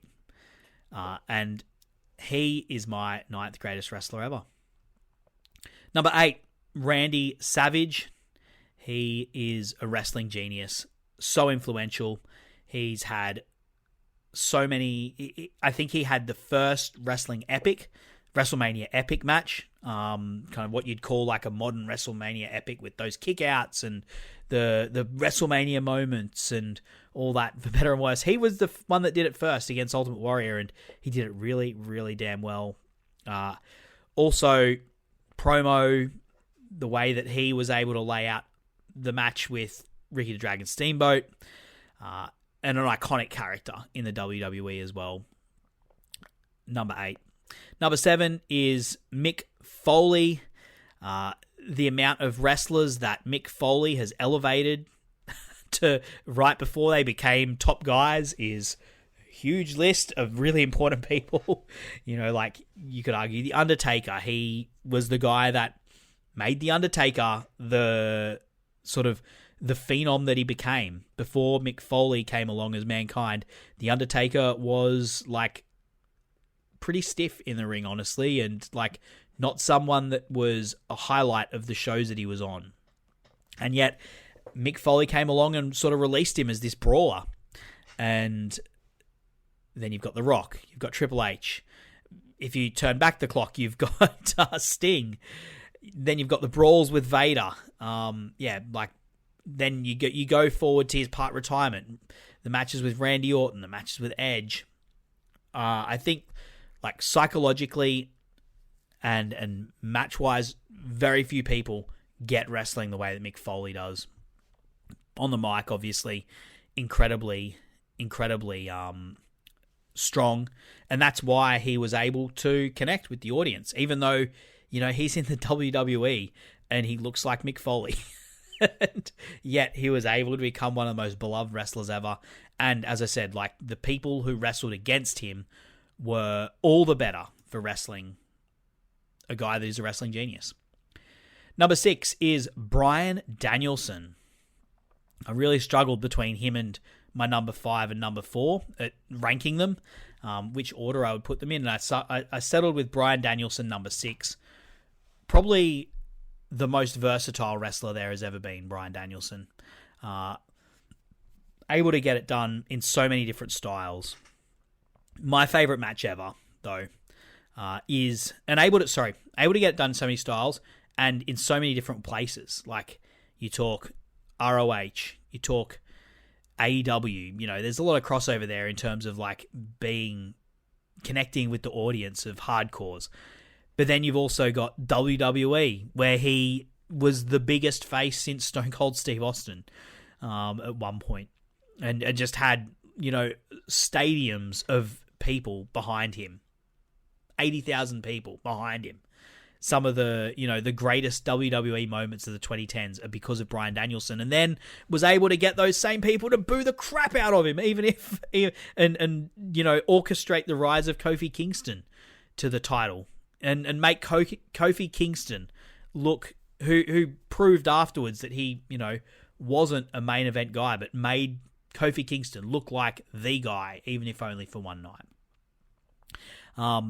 But yeah, like, my favorite match ever is probably it's either Hiroshi Tanahashi versus Kota Ibushi or Bryan Danielson versus Swerve Strickland, because of Bryan Danielson's fire. And the way that he was able to bring, like, the emotion of the match out, while still also, like, obviously he is just technically brilliant and so versatile and so skilled in the ring. And I really struggled to pick between him and my number 5, which is Kenny Omega, who I think is probably the highest peak for any wrestler. Like, him in the 2010s, he wasn't able to maintain the speed that he was running for so long, but that's because he was running so damn fast. His series of matches with Kazuchika Okada, then also the matches with Naito, matches with Ishii, and you could go, the list could go on. Ibushi, Goto, like Jericho, they're just blitzkriegs of action where in the ring, he is just a ball of energy, like this frenetic ball of energy flying everywhere. I've never seen anyone who just has this frenetic energy that Kenny Omega does when he's in the ring. And at his peak, I don't think anyone gets higher than Kenny Omega. Obviously, as I said, like, he couldn't keep it for as long as you'd like, but for like a few years, no one has ever been higher. And even after that, though, as I said, like, I rate the Elite really highly for the influence they had on the industry. And even after that, you know, like, you've still got matches with Will Ospreay at the Dome, match with Gabe Kidd at the Dome. In AEW, you've got the program with, like, Jon Moxley, Konosuke Takeshita. You've got the program with Hangman Page, of course. He's like the beast. He's like the other side of that program with Hangman Page, which, you know, is a triumph. And one of the reasons that I rank Page so highly is because of how well that program was done, and Kenny Omega is the other side of that. Number 5. Number 4 is Kazuchika Okada. That run in 2017 as champion in New Japan is immense. Like, I don't think anything hit the way that 2010's New Japan hit for me. And even AEW at its peak, it's a different thing. As I said, it's like a TV show. That's why I rank Hangman Page so well, because it's a TV show. New Japan is still like a more traditional wrestling setup, and Kazuchika Okada is so much the center of that New Japan. The counter stretches at the end, like nothing beats it to me. When you've got a big time match, and at the end of the match, they're going hold for hold, trying to get their biggest moves off, but finding new and different ways to avoid or counter or pull out a different move. Nothing beats it to me in terms of like the sheer physicality and athleticism. And you only have to listen to the crowd to hear how they're rocking and rolling. And Kazuchika Okada, the way that he held himself as the Rainmaker, as the top guy in that promotion, it's only bettered by one person. You'll soon hear about him in terms of New Japan. Let's continue moving. Number 3, Steve Austin. The vibes with Steve Austin are so good. He's on the mic, like the believability and the way that he is just, even after his neck break, was able to be so engaging in ring. That match with Bret Hart, of course, WrestleMania 13, that is probably the peak Austin. But, I even think to, the post neck break stuff with Triple H, of course, the stuff with Mick Foley that I mentioned earlier. Mick Foley, the matches with The Rock at WrestleMania, and Austin is so much the center of that. Like, I think when you're looking at, obviously, Hogan, who, you may have noticed isn't on my list. He's probably, for longer, is the top guy, but I think Austin is he is so white hot for those few years, and just the fire and aggression in his eyes is like nothing else. It is a white hot fire, and it's something I've never seen from anyone else in wrestling. The white hot fire of Steve Austin. He comes in at number 3. I am losing my voice here, guys. I've got to take a glass of water. There's 2 people left to go.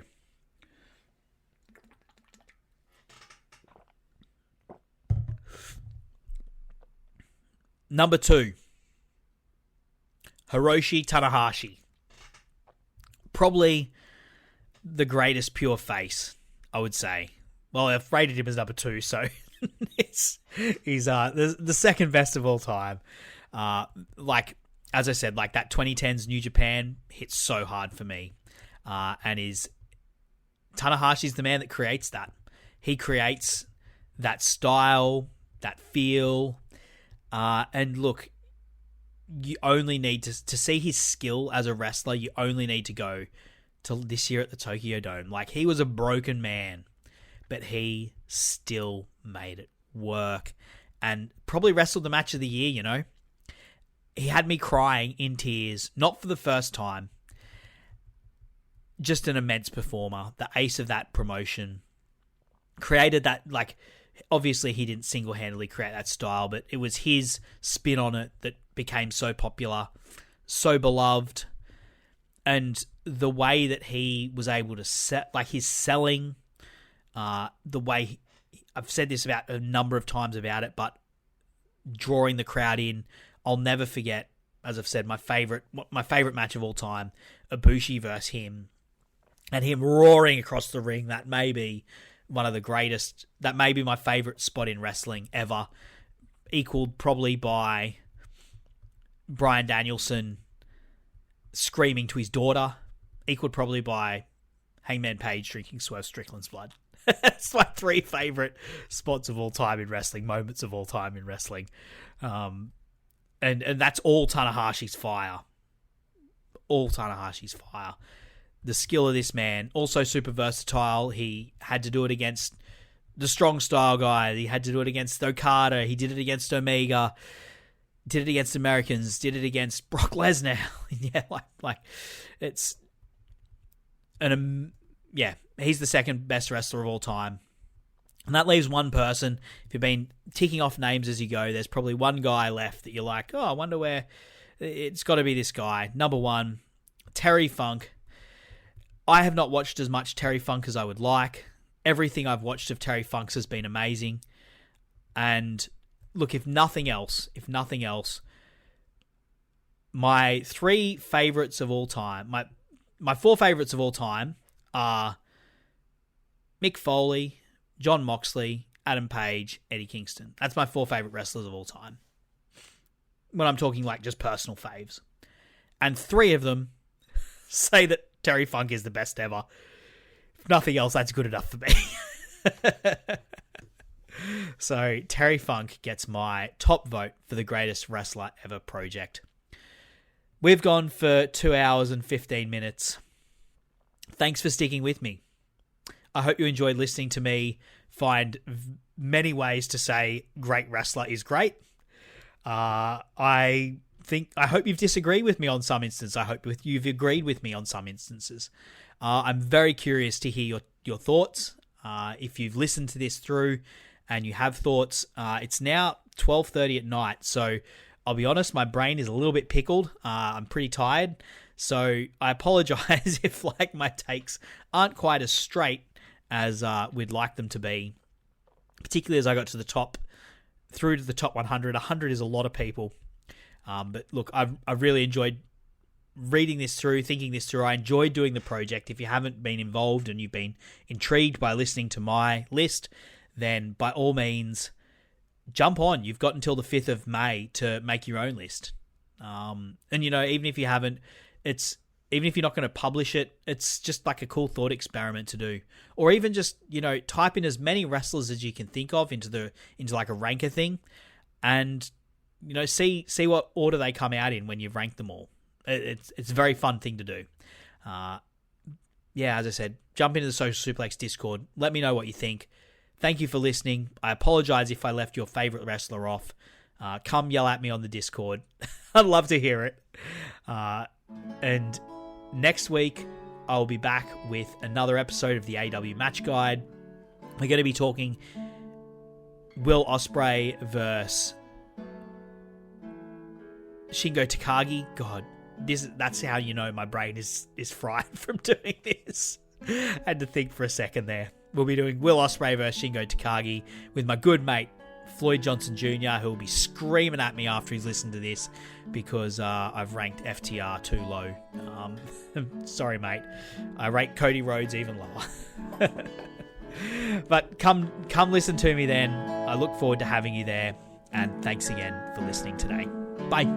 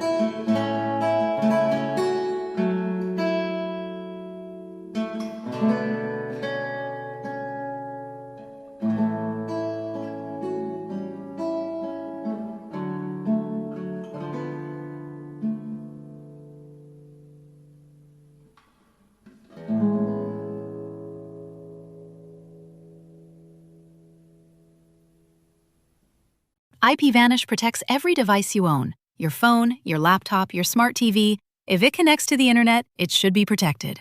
IPVanish encrypts your connection and masks your IP address, helping keep your browsing private at home and on public Wi-Fi. And with no device limits, one account covers everything. Stream with added privacy. Browse securely. Connect with confidence. Right now, save 83% off the 2-year plan. Get started today at ipvanish.com/audio and take control of your privacy with IPVanish.